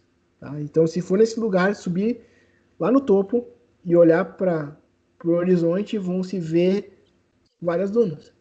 Né? E aí, quando a gente começa a ter esse tipo de visão, começa a ficar... A gente nunca mais olha do mesmo jeito para um afloramento, né? Que a gente chama de morro, barranco, né? Não, é um afloramento, nesse caso. Tá? Então, também aqui clusterização, mas no caso a gente acaba usando a inteligência artificial posteriormente, né? Porque não tem como clusterizar tudo, porque o tempo computacional de petabytes é praticamente inviável. Bom, isso aqui vocês já viram, né? Tem vários videozinhos na internet, eu tirei alguns prints aqui, né? Então, se eu não me engano, é de Londres, tá? É um sistema de monitoramento que indica, ó, o que é uma pessoa, o que são os carros, o ônibus, né, um caminhão, até a bicicleta. E vejam que tem um númerozinho do lado, né? Ali, ó, aqui é 80% de chance de ser uma bicicleta. Aqui é 77% de ser uma pessoa. Tá? Mas por quê, né? Porque a pessoa está numa postura um pouco diferente, né? Então tem uma certa dúvida ainda, né? Do que seja, mas ele classificou. Aqui é interessante, ó. Tem as pessoas sendo classificadas. Puxa, mas aqui tem um objeto. Como é que ele consegue saber que esses anjos esculpidos aqui são objetos, né? Não são pessoas? Se eles têm formato humanoide. Cor. A resposta é cor. Tá? Eu uso outras informações que não só o formato, tá? Porque essas asas aqui poderiam ser muito bem a mochila de alguém, né? Na hora da foto ficou mais ou menos nessa posição, a pessoa está com o braço levantado, enfim. Né? Então é a cor, tá? A cor ajuda bastante nessa questão. Então não é só a forma geométrica, né? Mas sim todo um conjunto de análises, tá? E vocês vejam que aqui no fundo tá pegando lá dois objetos, duas imagens pequenas, né? Duas estátuas que foram pegas. Porque ele consegue, se tem resolução na imagem, a imagem é tratada por pixel, né? Então, se tem resolução, ele consegue pegar, tá? Isso é muito melhor do que uma pessoa, tá? Porque ele passa pixel a pixel avaliando. Olha só isso aqui. Uma câmera de segurança também identificando o que é um caminhão, um ônibus, né? Enfim, carros, pessoas. Não pega tudo. Vocês vejam que tem alguns pontos aqui, né? Que não tá pegando essas pessoas, tá? Mas ok. É bastante interessante de ver, já que se consegue, né? Um bom resultado. E aqui, vocês conseguem ver que aqui tem um avião? Ó? Agora vocês imaginem que o cara lá tá com uma sensação de 4G e tem que achar um avião no meio, voando a uma velocidade absurda, passando por ele, tem que achar o alvo. Então, é importante que tenha um sistema de inteligência artificial que faça a autodetecção do alvo, e inclusive identificar se aquele alvo se enquadra na esquadra amiga ou inimiga, né? Hoje em dia isso é um pouco mais complexo, né? Porque a maioria dos países tem os mesmos conjuntos de aviões, né? Mas na época da Guerra Fria nunca ia ter um Sukhoi nos Estados Unidos e nunca ia ter um Boeing, um Lockheed Martin no exército russo, né? Então se começou ali essa ideia de identificação de alvo amigo, alvo inimigo em combate, tá? Tem toda a parte de electronic warfare, que é tudo usado muito em inteligência artificial para poder fazer essas identificações, né? Se o alvo é amigo, se o alvo é inimigo, se aquela recepção de informação, né, dos rádios entre os combatentes é válida ou não, tá? Então, aqui também é um sistema de o que a gente está fazendo aqui? Mira? De padrão. Mas é mira, tudo bem, é mira. Mas a gente teve que reconhecer um padrão, né? Teve que reconhecer que é um avião, tá? Então, é bastante interessante a gente ver que a gente pode usar para desde coisas mais singelas, identificar um gatinho, um cachorro, né? Ou então identificar um alvo, né?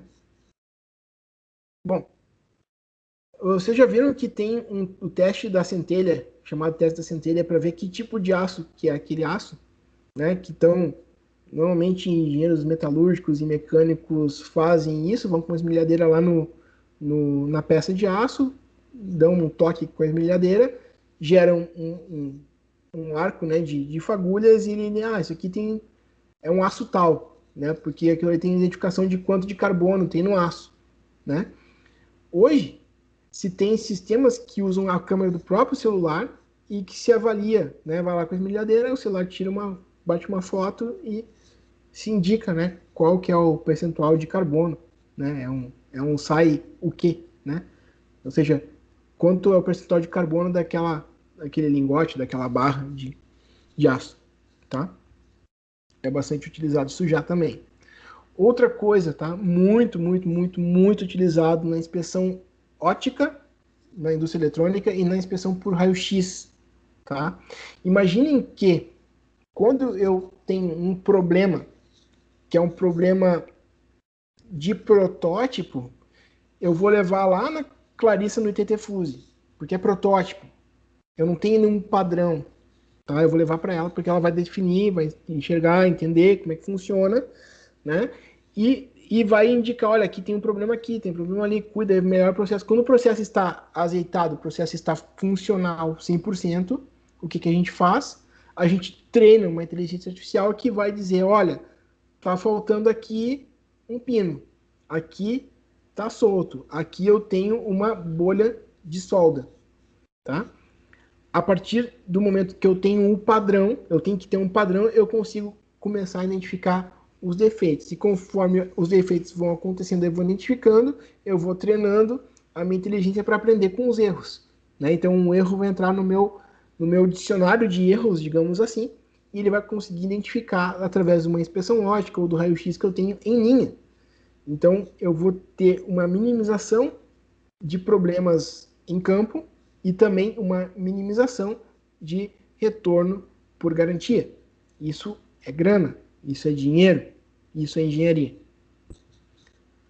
Outra coisa, né, que também é bastante utilizada, imagina que está vindo um conjunto de peças pela esteira e eu posso colocar uma câmera, né, em cima da esteira e eu consigo contar esses diferentes itens, que eu posso ter mais de um tipo de item, e eles estão em diferentes posições, né? Se essa esteira está andando rápido, eu não vou fazer isso processando a imagem da maneira clássica, né?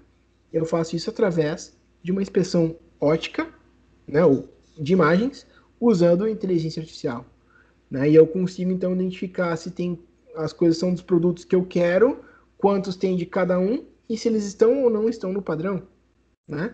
Isso então a gente está fazendo também como reconhecimento de padrões. A gente está aqui então usando inteligência artificial para reconhecimento de padrão. Eu tenho um padrão do teste da fagulha, eu tenho um padrão da montagem da minha placa, eu tenho um padrão do meu produto, né? E com isso a gente consegue identificar cada um desses itens e muitos outros através da ideia de que sim, eu tenho um padrão e eu vou aos poucos treinando e melhorando com os defeitos conforme eles vão aparecendo. Claro que a gente sempre tenta já começar com um leque de defeitos mais aberto possível. Isso é fase de projeto, né? Conhecer o projeto, lembrem, né? O problema não é black box, né? Black box é a IA que eu estou aplicando porque eu preciso saber o que entra e o que sai lá no meio e deixo para o algoritmo resolver para mim. E a escolha do algoritmo é muito importante, né? A gente tem que saber escolher isso, tá? Só que no tempo que nós temos hoje, a gente não tem como passar para vocês todas essas questões de como é que a gente escolhe. Tá? Alguém quer fazer uma pergunta? Eu acho que tem alguém com o microfone perdido. Eu tô tentando desligar, mas Não, só pensei que era uma pergunta só. Fica tranquilo. Não, acho que é um microfone que ficou aberto. Tá. Não temos pergunta ainda, Humberto.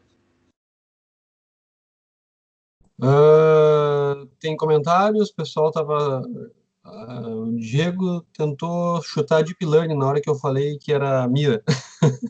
Ah, Eu certo. fui falar rápido, falei que o sistema e não falei o tipo de sistema de inteligência. Sim. Tudo bem. Mas ele errou. E o Thiago Viana também está comentando: o reconhecimento de padrões é feito por clusterização. Pode ser também. Mas como é que acontece, né? A clusterização é um processo que a gente tem que sempre usar muito potência computacional, porque eu vou analisar toda a imagem, tá? Então, o que acontece? Normalmente a gente usa a clusterização para que a gente consiga descobrir os padrões. Depois, esses padrões são treinados numa rede neural, tá? Eu já estou dando aqui, dizendo qual que é o sistema, né? Na verdade, é uma rede neural convolucional, que vocês querem saber como são, procurem por CNN, tá? Convolutional Neural Networks, tá? Por que elas são convolucionais? Porque eu pego as linhas e colunas de uma imagem e eu faço a convolução, tá? Eu convoluo elas. Mesma ideia da matemática, tá? E quando ela faz isso a partir dos padrões, ela faz a convolução, então a rede está treinada com os padrões. Então, a primeira vez, sim, eu uso clusterização, mas depois que ela está treinada, ela é utilizada em tempo de uso, né? Daí vai embora com a CNN, no caso. Bom, aí uma coisa que normalmente o pessoal da nossa área, da área eletroeletrônica, se interessa bastante, que é como eu embarco isso, né? Quais são os sistemas hoje que a gente embarca inteligência artificial e machine learning, né? Bom, o que a gente tem para sistemas embarcados aqui? Vamos lá. Vocês conhecem, ó, Raspberry Pi, certo? A Pi 3, Model B ali, vai embora, tá? Funciona muito bem. A gente teve alguns TCCs já que já usaram embarcando inteligência artificial para identificar padrões de erros, tá? Usando a Raspberry Pi. Funcionou muito bem, né? Até o Igor, que foi quem fez, está escrevendo um artigo sobre o assunto, porque é algo que ele fez bem diferente do que é proposto atualmente. A Raspberry Pi 4, né? Essa aqui sobra, inclusive, tá? Sobra processamento, né? A gente consegue fazer muita coisa com ela, processamento de imagens, tá? Usando inteligência artificial. Na 3, imagens, a gente consegue processar imagens sim, mas é muito difícil a gente usar Isso inteligência está artificial com relacionado imagem. com uma pergunta. Isso Pode está falar. relacionado com uma pergunta que até o Wesley tinha comentado ali, né? Vou ler aqui o Uhum. que ele falou. Agora, na parte de processamento de imagens de DSP, eu estou misturando um pouco de CNN, de sistemas de inteligência artificial. São duas matérias bem interessantes de se trabalhar. Só queria ver contigo, professor, se na questão de reconhecimento de imagens, Deep Learning, ainda é um dos melhores modelos atuais. O custo computacional é alto, tem algo que seja mais leve, que tenha bons acertos. Eu já tinha visto, professor, um uso assim da Raspberry Pi, mas não processando imagem, só Uhum. pegando a imagem para ler. Agora, o algoritmo rodando na Raspberry Pi para tratar de Isso. inteligência artificial, o senhor já viu alguma coisa assim? Dá para Então, fazer? dá. Mas na 4, tá? Ah, Na sim, 3 a sim, gente pode pegar a imagem e fazer um processamento com o PCV, por exemplo. Tá? Por que não dá? Todo problema, vamos pensar assim, ó, na inteligência artificial, imagine que quando a gente está tentando classificar uma imagem, como a gente pegasse um baralho de cartas embaralhado e a gente queira separar por naipes e ainda ordenar, tá? As cartas. A memória é o espaço que eu tenho para separar essas cartas. Se eu der para vocês uma mesa pequenininha, vocês vão pirar e vão jogar as cartas longe, tá? É o que vai acontecer com a Raspberry Pi 3. Ela tem pouca memória, ela tem 1 GB de memória, imagens, ela vai conseguir trabalhar com imagens muito pequenas. Imagens de tamanho bom, ela não vai conseguir trabalhar. Como a Pi 4 tem 4 GB, né, 4 GB, né, gigas não existe, giga, a gente consegue ter, ela consegue já processar imagens de um tamanho relativamente bom, né, e ter esse espaço de memória para poder trabalhar. Inteligência artificial, gente, assim, para treinamento, a gente precisa muito de processamento. tá? Precisa de memória e processamento. Então, vamos lá. Um Xeon com 64 GB de RAM, excelente para treinar, tá? Agora, para utilização, tá? Eu posso trabalhar com Core i3, mas eu não posso trabalhar com Core i3 com 1 GB de RAM. Eu tenho que trabalhar com Core i3 com muita RAM, com o máximo de RAM possível, tá? Porque eu preciso de espaço para jogar com imagens, dados, enfim, tá? Então, sim, a resposta é dá para usar na 4, porque a gente já parte de 4 GB de RAM. E uma coisa que eu vou dizer assim, eu posso correr o risco de estar errado, tá? Mas até onde eu fui com isso, né, nos últimos anos, não achei nada melhor em termos do custo-benefício na questão tempo, tá? Tempo versus acerto de resposta de um CNN. Tá? A CNN ela me dá uma resposta rápida, depois de treinada, né? Ela demora para treinar, mas depois de treinada ela dá uma resposta muito rápida e com índice de acerto muito bom. Porém, uma coisa que quem trabalha com imagem sabe, para trabalhar com imagens a gente tem algumas questões, né? Que é a câmera, o tipo da câmera, o tipo de iluminação que eu tenho no ambiente, que eu estou fazendo a imagem e a velocidade de captura.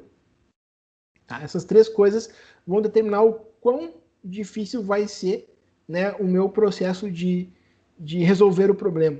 Tá? E também, aí tem um outro problema que é a parte, não é relacionado ao hardware, mas sim relacionado ao problema em si, né, que é a geometria do que eu quero ver. Né? Se eu quero ver a diferença entre uma caneca e um copo, parece ser fácil. Agora, se a caneca tá com a asa, né, com a parte de pegar com a mão para trás da imagem, ferrou. A gente não vai conseguir identificar, vai dizer que é um copo. Tá? Então, esse é o tipo de situação assim, que a gente vai ter que... É sempre caso a caso, né? Por isso que eu digo, o problema não é black box. Tá? Então, diria que na maioria das vezes CNN é uma boa solução e hoje a gente consegue usar a CNN com a Raspberry Pi 4. Tá? De uma maneira aceitável, assim. O senhor já respondeu a pergunta do Leonardo Franca, que era realmente essa, né? A questão da câmera, que tipo de câmera usar para IA, né? Sempre vai depender, né? Aquela coisa, a resposta padrão é que ela depende, né? É, Depende do problema que tu infelizmente vai depende. tratar. Mas uma O coisa Henrique, que, perdão, só para não perder claro. a oportunidade de falar, né? Sim, sim, sim. Em inteligência artificial, tá? Para reconhecimento de padrões, se o padrão é mais grosseiro, digamos assim, tá? É geométrico, é bom ter uma câmera de uma resolução menor, tá? Se o Ah, problema sim. ele é mais detalhado, é bom dar um zoom e manter essa resolução pequena. Se eu não conseguir isso, então vou ter que trabalhar uma resolução maior e trabalhar com segmentação e só jogar o segmento para inteligência, tá? Imagens com muito DPI, tá? Um DPI alto, vão gerar um problema absurdo de memória, né? Porque imagina, tem uma imagem com DPI alto, uma imagem de 1 mega, eu vou ter que ter qual é o tamanho desse meu banco de dados, né? Então, isso é algo importante assim a se pensar, tá? E um comentário do Henrique Schmidt, ele comenta que a NVIDIA Jetson, ela tem uma GPU de 128 cores, que é uma opção específica para isso, né? É feito para ser um embarcado para esse tipo de coisa. Isso, exatamente. A gente já vai chegar lá. A gente vai chegar lá. A gente tá falando do que é o, né? Tô falando do carro popular agora, calma aí. Sim. Aí depois da RASP 4, né, a gente tem a Orange Pi, tá? A Orange Pi, enfim, ela tem um processamento mais baixo ali e tudo mais, mas para algumas coisas ela serve, tá? Principalmente para a parte de genéticos ali, ela é bem legalzinha, né? Algoritmo genético, ela tem uma performance boa, tá? Aí aqui a gente já está falando assim de tu ter nós que fazem seu autogerenciamento e suas otimizações em um sistema de IoT inteligente. E a, a BeagleBone, né, que aí já é, como diz um amigo meu, já é um cavalinho, né, e aí a gente tem um pouco mais de folga, tá? Mas, como ela não tem interface de vídeo, né, tão boa que nem a da Raspberry Pi 4, aí a questão do vídeo ela perde performance, o gargalo dela é a interface, tá? Porque eu tenho que fazer interface com um outro meio que não um meio dedicado a uma câmera. Daí ela perde ali, mas em termos de processamento ela é melhor, tá? E aí agora a gente vai para, especificamente, agora não está falando de imagens, tá? A gente está falando de inteligência artificial.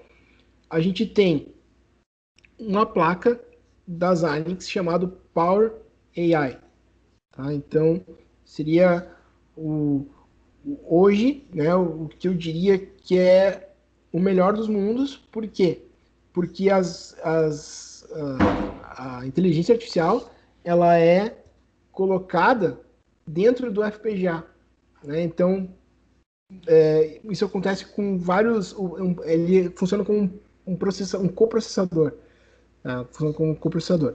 Uma das coisas que ela não faz muito bem ainda é jogar uma rede neural, por exemplo, para dentro do FPGA. Ela ainda tem uma certa dificuldade, né, com ponto flutuante, esse tipo de coisa. Não porque não consiga trabalhar, porque limita, né, o tamanho da área do FPGA, até porque se quer aqui, nesse caso específico, se é um sistema embarcado. Se é um sistema embarcado, o consumo não pode ser muito alto. Porque sim, existem FPGAs que conseguem emular processadores como um Core i9, tá? Só que a gente está falando de um FPGA que custa $100 mil, um FPGA, e que consome em torno de 380 amperes. Bom, isso não vai ser um sistema embarcado nunca, né? Então, a gente tem esse problema, tá? O trade-off ainda é energia e inteligência artificial para rodar em alta performance demanda energia, tá? Então, é algo que energeticamente não é muito viável ainda, tá? Aí depois tem a Jetson Nano, tá? Eu não peguei aqui o nome da empresa que faz, tá? Mas isso aqui é muito utilizado em robótica, tá? Para fazer cálculo de cinemática reversa de robôs. Então, existe até um canal no YouTube, eu recomendo que vocês olhem, eu acho muito bom. Se chama Scientific, tá? É um engenheiro suíço que ele tem esse canal. É um canal pequeno ainda, mas é muito legal porque ele mostra várias coisas. Ele faz vários testezinhos, né, com esses gadgets assim de robótica, né, e mostra desempenhos, tá? Então foi lá que eu conheci esse aqui e achei bastante interessante. Ela é bem dedicada para isso, né, para os drivers e questões de cinemática reversa. E a gente tem da Intel, né? A Intel comprou a Altera, que é uma empresa de FPGAs, e criaram o Movidius, tá? Que é uma ideia parecida com a ideia do Xilinx Power AI, só que o que ela faz, né? É um pendrive que se coloca, ou uma PC Express, né? Que coloca no computador, e ela é um coprocessador para trabalhar com sistemas neurais especificamente, tá? Então ela já tem questões ali de otimização para isso. Como funciona exatamente, eu confesso para vocês que eu não sei, tá? Isso aqui ainda não consegui uma informação para poder dizer como é que funciona. Eu sei que é um coprocessador, tá? E eles têm inclusive um hub de Movidius, né? Eu posso colocar vários Movidius num hub USB para melhorar um determinado processamento de inteligência artificial, tá?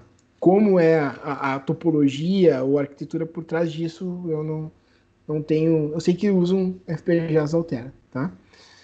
Certo? Então, aí vem uma pergunta, né? Que é como a gente estuda IA e Machine Learning? Como é que a gente faz isso, né? Bom, a dica que eu dou é sempre tenham um problema como base. Não tentem estudar o algoritmo, tá? Mesmo quem é da área de ciência da computação. Porque quando eu fiz isso, eu me quebrei. Toda vez que eu fui pelo problema, a gente entende o porquê. Eu vou dar um exemplo que pode ser muito tosco, tá? Agora, assim, se eu ficar estudando os tipos de chaves de fenda, Phillips, Torx e tudo mais, e não pegar um parafuso para eu tirar da parede, ou de onde ele estiver, eu nunca vou saber como é que é. Então, vamos lá, vamos aprender chave Phillips? Beleza, então pega um parafuso Phillips e vamos mexer nele. Tá, agora eu quero mudar, quero testar, vamos com a fenda? Vamos com a fenda agora. Assim é melhor, tá, gente? Pelo menos para mim funcionou muito melhor assim. E toda vez que eu ensino, e ensino assim, os resultados que eu tenho são muito melhores, tá? A outra coisa que se pergunta, né? Quais são as linguagens de programação para a gente trabalhar com essa com essas técnicas, né, de machine learning e inteligência artificial. Agora me deu uma coceira no nariz aqui, meu Deus. Mas vamos lá. Quais são, né?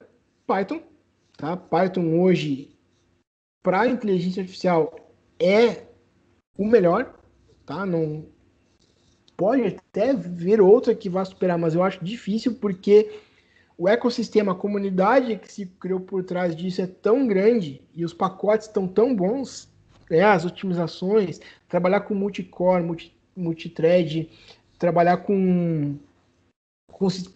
para especializados em sistemas embarcados é muito bom, tá? Então, inteligência artificial pensando em redes neurais, principalmente, né? Porque ele tem um pacote com o Keras, né? Que tem praticamente todos os tipos de redes neurais.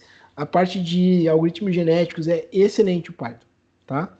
Mas tem o R, tá? E o R eu acho muito bom para iniciar. Puxa, mas você acabou de falar que o Python é o que há, mas por que o R é bom para iniciar?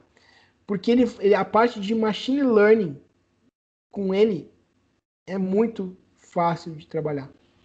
É extremamente fácil.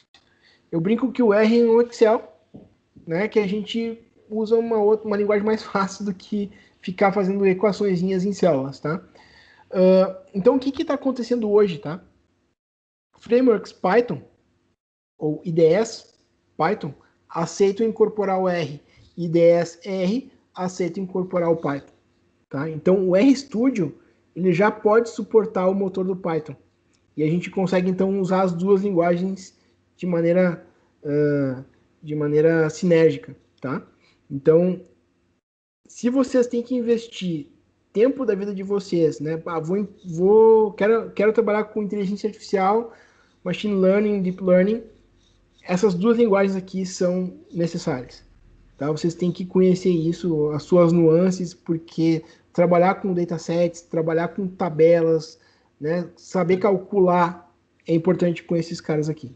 Pode falar, cara. O pessoal está comentando também Julia, professor, que é uma linguagem aí que o pessoal tem usado também Sim, para data science também, né? Eu sim. já vou estender já a dica, já que o senhor falou sobre o Python, vou puxar aí o Claro, claro. assunto, porque eu tô o tempo inteiro falando sempre de Python, né? E é isso que tu falou, realmente, é o ganhar pela insistência, né? Porque é muito conteúdo que tem, é muita coisa que tem, e muita gente ajudando, né? Principalmente, né? Tem a comunidade Python, PyCharm, no Telegram, um grupo no Telegram de Python, e tem um grupo só de Data Science em Python, que é o PyDataPoa. É um pessoal que se reúne mesmo presencialmente, claro, obviamente agora com a pandemia não está se reunindo, né? Mas o pessoal se reúne só para discutir casos de uso, problemas de data science, resolvendo em Python, no caso. Então é uma boa dica para quem está começando mesmo Sim. também, né? Assim como o Inclusive, R, eu fiz a disciplina com o senhor em R, né, professor? sim, sim, a gente fez em R. Inclusive, o pai da Tapoa, a gente estava acordando já para acontecer na Unicinos Porto Alegre, né? Ser a sede, assim, dos encontros, né? Ah, é mesmo, é verdade. É, pena que a pandemia nos atropelou, né? Mas vai passar e a gente vai Exatamente. voltar a fazer lá. Tá? Eu acho que são coisas, essas iniciativas a universidade tem que apoiar, né? E falando só sobre a linguagem Julia, né? A gente tem, eu não sou contra, tá? Eu acho que tudo que vem novo, mas o que acontece assim, é a massa crítica que foi criada em cima dessas duas linguagens, a gente não tem mais volta, sabe? Eu não vejo algo que vá superar em pouco tempo, né? Então, é tipo é tipo nadar contra a maré, assim, sabe? Pode até saber a outra, mas essas duas aqui são necessárias, né? Digamos, é o inglês e o mandarim, né? Da sociedade moderna hoje, pensando em negócios, né? E saber essas duas linguagens aqui é importante para essa área. E já que está sendo gravado, né? Então vocês podem tirar um print aqui, porque agora tem. Quando eu falo de livros e artigos, bom, artigos procurem na sua área, tá? Sempre procurem a aplicação que tenha a inteligência artificial, tá? Que daí isso vai fazer com que vocês entendam os porquês e as escolhas. Nos artigos que usam a inteligência artificial como centro, a escolha não é... A gente acha um problema para aplicar aquele algoritmo. E agora, quando a gente tem um problema, a gente acha o algoritmo para resolver o problema. E esse processo de achar o algoritmo para engenharia é importante. Então, eu sempre digo, artigos procurem assim. Livros, esses aqui, tá? Esses aqui são os que eu recomendo. Tá? São os melhores livros que eu já li sobre essa área, tá? Obviamente, eu não li eles que nem um romance, tá? Eu fui lendo eles conforme fui precisando. Então, esses livros são muito, muito, muito bons, tá? Esse aqui, ó, depois eu posso passar o nome para vocês. Agora que eu vi que ficou bem ruim, nem eu consigo ler aqui. Mas são livros muito, muito bons, tá? Esses aqui, tá? São densos, tá, gente? São livros pesados de ler, tá? Não é fácil de ler isso aqui, é bem complexo. Então, por isso que eu sempre digo, eu gosto muito daquela ideia de learning by examples, né? Então, vamos aprender por exemplos, que fica mais fácil de entender os porquês, tá? Mas quando a gente quer começar a saber muito o porquê do porquê, a gente tem que entrar em cada um desses, tá? Esses livros aqui são muito bons. Tem alguns que são bastante específicos. Esses aqui, por exemplo, ó, este aqui, ó, o Deep Learning, tá? Específico para Deep Learning, tá? E esse aqui é muito bom porque ele é baseado em Python. Então, ele dá os exemplos em Python já, tá? Então, são livros muito legais. Se alguém quer começar, eu diria que começaria por esse aqui, tá? Os Fundamentos da Computação de Agentes. Tá? Esse aqui é muito, muito legal. Existe uma outra questão, tá? Que é bastante importante, que são os elementos estatísticos do aprendizado, tá? Que é esse cara aqui, tá? Também é legal, tá? É importante a gente saber o que fundamenta as escolhas. Existem formas de eu escolher que dado vai servir de base para eu gerar a minha inteligência artificial, o meu machine learning, ou para eu aplicar meu machine learning, né, o meu deep learning, para usar a inteligência artificial, tá? Então, esse é um ponto bem legal, tá? E aí, então, o que fica de mensagem é necessidade, gente. Tem que haver necessidade. Só a necessidade faz com que a gente se mova, né? Por ter necessidade, a gente inventou a roda, por ter necessidade, a gente inventou o motor, e por ter necessidade, a gente inventou o avião, e por ter necessidade, o ser humano foi criando as coisas. Então, achem a necessidade, vejam a oportunidade que isso tem. Encontre a ferramenta correta, que não necessariamente precise ser inteligência artificial só porque isso está na moda. Não, pode ser uma outra coisa, mas se for inteligência artificial, identifique qual é a ferramenta de IA, qual é a linguagem que vocês vão querer utilizar, onde que vocês vão aplicar isso, onde é que isso vai rodar e criem a solução. É um processo longo, é um processo demorado, mas havendo a necessidade, ele vai ser feito, tá? E, por fim, fico aberto para vocês fazerem perguntas. Fiquei mais ou menos no tempo que eu imaginava, Humberto, para a gente ter um tempo para discutir. Excelente, professor. Espero que a gente tenha a oportunidade de conversar aqui. A Carolina Rosa deixou um comentário no chat a respeito. Ela perguntou se o senhor conhece o livro The 100-Page Machine Learning Book. Não conheço. Vou até anotar aqui. Provavelmente deve ser um livro da área. O Gustavo Eisman também está recomendando um outro livro, Mãos à Obra, Aprendizado de Máquina com Scikit-Learn e TensorFlow. TensorFlow é uma ferramenta que o pessoal usa bastante, né? Para fazer reconhecimento de imagem também, né? Sim. O que o TensorFlow, ele é um conjunto de ferramentas, né, que usam tensors. O que é um tensor? Um tensor é um array que tem vários tipos, tá? Eu posso ter caracteres, strings, inteiros, floats, enfim, tuplas dentro, né? Então a gente consegue trabalhar com isso muito bem, né? Então, deixa eu só tirar aqui e ficar com a minha imagem, né? Acho que fica mais simpático aqui. Então, ele foi criado, né, com o intuito de facilitar a visualização do fluxo da inteligência artificial, né?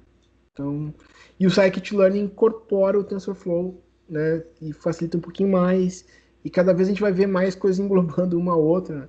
Então tem a quantidade de pacotes, claro, tem os clássicos, né, o TensorFlow, o Scikit-Learn, o Keras, o PyBrain, que são os clássicos, e cada vez vem nascendo outros, né, e as comunidades estão se juntando em GitHubs, né, e quando fica consolidado, é lançado um pacote, né, então está ficando bem organizado. Né? No início, tá?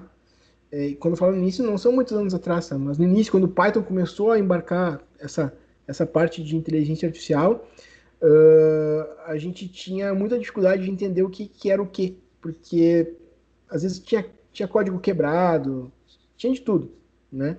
E agora não, agora já está bem mais consolidado. Existe um sistema só que eu gostaria de comentar com vocês, que é o SNNS. É o Stuttgart Neural Network Simulator, tá? Foi nesse cara que em 2002 que eu tive meu primeiro contato com rede neural no estágio que eu fiz, tá? Ele é muito legal, tá? Ele é feito em Fortran, tá? Muito legal. Só que, infelizmente, hoje ele não roda mais, só rodou até o Windows XP, tá? Então, porque ele rodava no DOS, então o XP ainda tinha o DOS, né? Hoje então tem que abrir um DOS box e fazer uma gambiarra para ele funcionar, tá? Então não é mais tão fácil, não recomendo. Mas por que eu tô falando dele, tá? Porque o pessoal tá reescrevendo ele em Python, tá? Então, logo, quando vocês acharem, né, no pacote Python chamado SNNS, podem baixar, porque esse é punk, esse é bom. Esse vale a pena, porque eles têm o que a gente vai ter, o que se tinha controle neles é até o link, né, dos neurônios, né? Muito, muito legal. Tá? Eu posso editar a rede neural de um jeito absurdo, assim. Conseguiria editar neurônio por neurônio, link por link, né? Então, interconexão por sinapse por sinapse, por melhor falar. Então é bem, bem interessante. Vai em breve vai sair, o pessoal tá trabalhando nisso e eu acredito que talvez no próximo ano isso já esteja por aí. O Diego Antônio também comenta, e pergunta, na verdade, né, PyTorch ou TensorFlow? Aí pergunta se tem alguma preferência, vantagem ou não. Então, eu não tenho preferência, tá? Eu sempre sou muito assim, do que vai funcionar para mim, tá? O que eu acho é Ou que para o cada um deles problema tem também, né? o problema, funciona para mim quando eu digo o problema que eu tenho que resolver. Né? Mas o que eu digo é assim, ó, o TensorFlow, ele tem suas vantagens para sistemas de determinado tipo, tá? Que tipo? Quando eu trabalho com diferentes tipos de dados, ele é bem eficiente para isso, né? Agora o PyTorch, quando a gente usa para um tipo de dado específico, por exemplo, eu tenho é só inteiro, é só tipo float, ou é só strings, ele tem uma performance melhor, um desempenho melhor, por quê? Porque ele é feito para trabalhar com um único tipo de dados. Então, e ele é mais fácil do que o TensorFlow. Só que o TensorFlow é um pouco mais complexo, mas ele simplifica essa questão dos dados, dos multidados, né? Múltiplos tipos, né? Multitipos. E, professor, eu vou fazer uma pergunta aqui que pode ser que puxe mais gente para comentar no chat aí. Pessoal que está fazendo, que não tem essa disciplina, por exemplo, na grade, né? A gente estava comentando antes, né, sobre essa disciplina de inteligência artificial, não está na grade de todo mundo, né? Acho que está na grade da computação, se não me engano, talvez, né? Na Da eletrônica eu sei que ela está como computação, optativa. isso, tá E- como obrigatório da computação e da automação e optativa da eletrônica e da elétrica. mas ela é uma disciplina que eu lembro de quando ter feito, não sei se eu tenho de áreas para fazer ela, né? Ela parece bem abrangente e os trabalhos que foram feitos na época eram, eu podia fazer o trabalho que quisesse, né? Sim, Se fosse alguém da, sei lá, da medicina fazendo, dava para fazer tranquilamente os trabalhos lá, e inclusive é preferível, né? Porque a pessoa conhece a área, né? Vai ser um sim, especialista da área e vai poder agir da melhor forma com o algoritmo, né? O que que o senhor tem a sim, dizer a respeito disso para quem está, ou vai quem quer fazer um TCC também, né? De repente é uma sim, disciplina que pode ajudar bastante, né? sim. Pode até ter um exemplo de uma menina da química, né? Que fez o fez a atividade como optativa da química, que não estava, ela pediu para fazer, fez, e depois fez o TCC dela em cima disso, porque ela queria, né? E aproveitou. Então, assim, é boa vontade, né? Porque não existe, assim, eu não acho, né? Quando a gente fala de aplicação de IA, né? Quem fez e quem vai fazer essa atividade vai entender isso. A gente não precisa abrir a caixa preta, mas a gente tem que saber quando é que a gente usa aquela caixa preta, qual das caixas pretas que a gente vai usar, né? E para isso tem que saber o problema. Sabendo o problema, a gente resolve, né? Então sabe o que tem que entregar e o que tem que sair, beleza, vai resolver, né? Então dá para sabendo o que é importante, assim, né? Um pouquinho de algoritmo, né? Programação, dá para vai embora. Eu acho que isso já é até o gancho da pergunta do Everton Machado, que ele comenta ali, né? Ó, eu sou da mecânica e estou começando a aprender a programar. Melhor focar em uma linguagem antes de estudar machine learning, IA, ou ir aprendendo junto? Acho que essa aí, o professor Essa é uma pode já pergunta, fazer o essa é comentário uma perfeito, pergunta, né? essa é uma pergunta muito boa. Por quê? Né? Eu sempre parto do princípio assim, ó, é bom a gente saber andar antes de correr, né? Sair de engatear para correr, pedir para cair. Então, assim, ter um mínimo de conhecimento da linguagem e escolher uma, né? Escolhe uma, não queira ser bom em três ao mesmo tempo. Então, sei lá, vamos chutar Python. Faz uma aproximação com Python ali, entende o básico dele, né? E aí depois pode ir direto. Não precisa ser um super especialista em Python, né? Sabendo o básico de Python, tendo o Python básico já dá para começar os primeiros passos de Se o machine cara é learning. da engenharia mecânica, já fica até a sugestão, né? Provavelmente deve ter alguma coisa de cálculo que ele tem, tenta resolver alguns cálculos em Python, dentro do Python mesmo, né? Isso, E aí, a perfeito. partir daí, vai saber os comandos, como é que faz as interações, como é que joga as equações lá dentro, e depois para jogar fica muito mais prático, né? Da mesma forma, o R, né, também, né? Sim, mesmo. No fim, fica quase tudo meio parecido, né? Só vai Sim, mudar as APIs ali que o cara vai ter que instalar, mas o método de escrever acaba sendo quase sempre igual, né? sim, sim. Ó, tem mais um colega que faz produção e o professor Gauss nos inseriu no assunto com a linguagem R. Ótimo aprendizado. É isso aí, a Ellen Tuani está comentando. O Gustavo Eumann está comentando que na engenharia de controle e automação. Ele está botando o código ali para quem quiser, ó, pode pegar o código da disciplina para adicionar. Então, é uma disciplina que serve para qualquer curso, praticamente, né, professor? Sim, sim. Ela é bem abrangente mesmo. E a gente tenta fazer com que eu gosto de, né, quando sou eu que ministro, até hoje fui eu sempre, né? Mas eu sempre gosto que o pessoal trabalhe em grupo por área afim, né? Por afinidade, assim, eu quero trabalhar com isso, então vamos lá trabalhar. Então já teve de tudo, né? Eu acho muito interessante, assim, porque normalmente o pessoal começa, não vou conseguir, lá no final consegue resultados muito legais, assim. Então é bem interessante. Sou suspeito, né? Mas eu acho interessante. Tá no mudo pra mim, Humberto. Desculpa. E como é que ela tá? Ela tá abrindo todo semestre ou como é que ela é uma vez por ano, não é? Faz 2 semestres que não abre, ela é anual, né? Mas agora com a questão da pandemia, faz 2 semestres que a gente não abriu, porque a gente tinha que meio escolher a batalha que a gente ia batalhar, né? Então, a gente escolheu agora que ela não saísse, né? Mas no próximo semestre, não, vai ser só no segundo semestre do ano que vem. Então fica a dica aí para quem tá.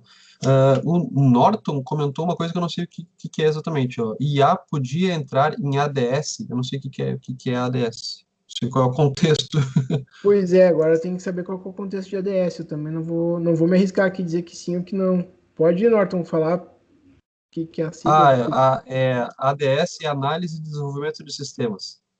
Sim, Norton. Sim, sim, sim. Se Por pode exemplo, entrar, eu acredito que sim. quer ver uma coisa que hoje tem gente estudando. Ok, é um cara da engenharia da computação, mas o trabalho dele é fazer a previsão de carga de servidores para tu melhorar a experiência de usuário de operadores financeiros, por exemplo. Basicamente, caixa eletrônica. Tem que toda a parte criptografia, né? Às vezes aquele tempo que fica processando é porque está conectando no servidor, no outro servidor, no servidor. Se tem muita gente fazendo aquilo, ele demora, né? Então o tempo é demanda, né? Então, para que isso, seja escalado, né, seja tratado as máquinas virtuais que fazem isso, foi feito através dessas ideias aí. Tem mais um comentário aqui. O professor Sartori Piran aplica Azure, ML ele está dizendo Sim, que usa em programação orientada a objeto 2 na engenharia da sim, sim, produção. sim. A plataforma da Azure é muito legal, a Unicinos tem acesso, né? E só que assim, até esse semestre, né, a gente está ajustando isso, a gente vai ter acesso aos pacotes mais potentes, digamos assim, né? E a gente está um pouco Sim. num dilema, né?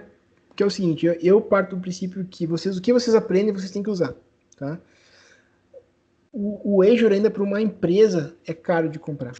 O Python é free, né? O R é free, né? Então, sabendo usar R e Python, usar o Azure vai ser tranquilo, né? Mas aí se a empresa não tem, e aí tem que comprar, daqui a pouco fica impeditivo, né? Por isso ainda que eu tenho um pouco, mas eu acho muito bom, tá? Já tiveram alunos meus de TCC que usaram o Azure para fazer identificação de carga, né?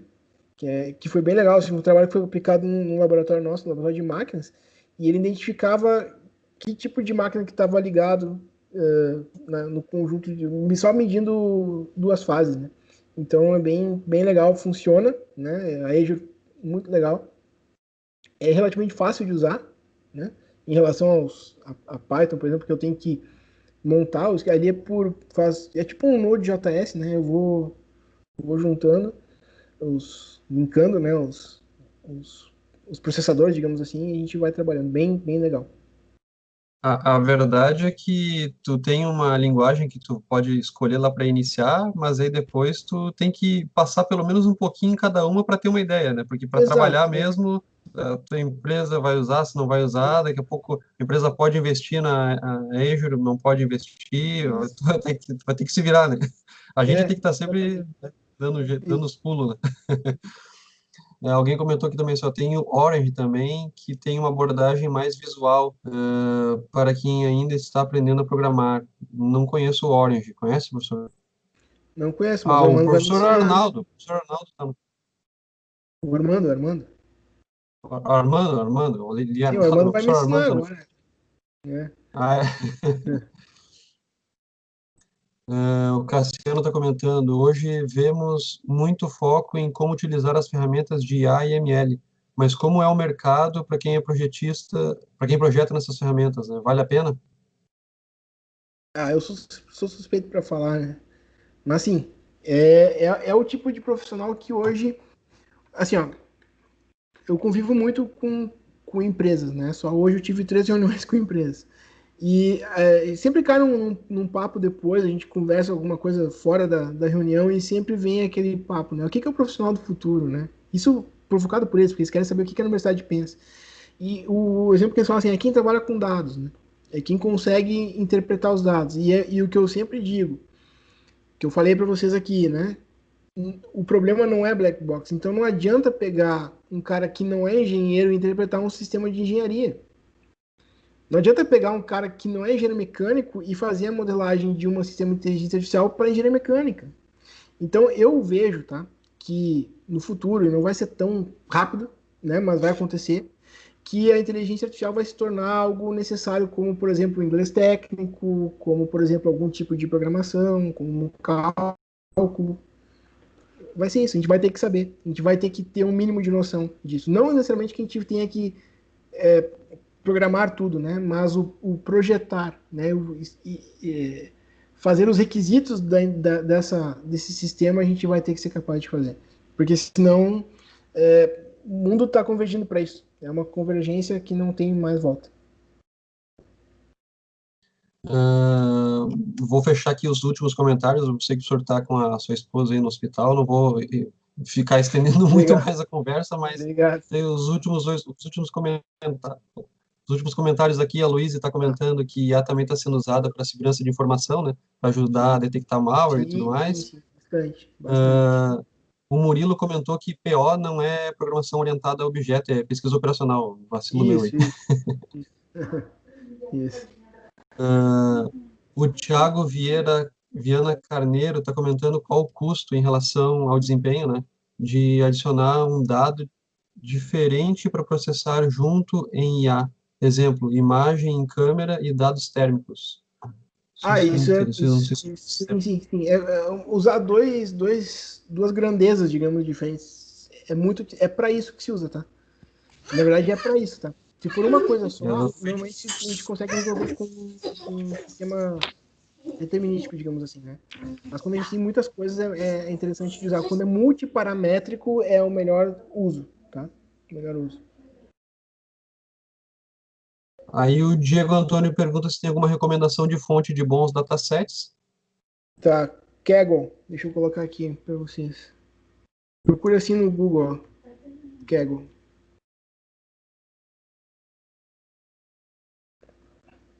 O Paulo fez o GIF do clipezinho maldito.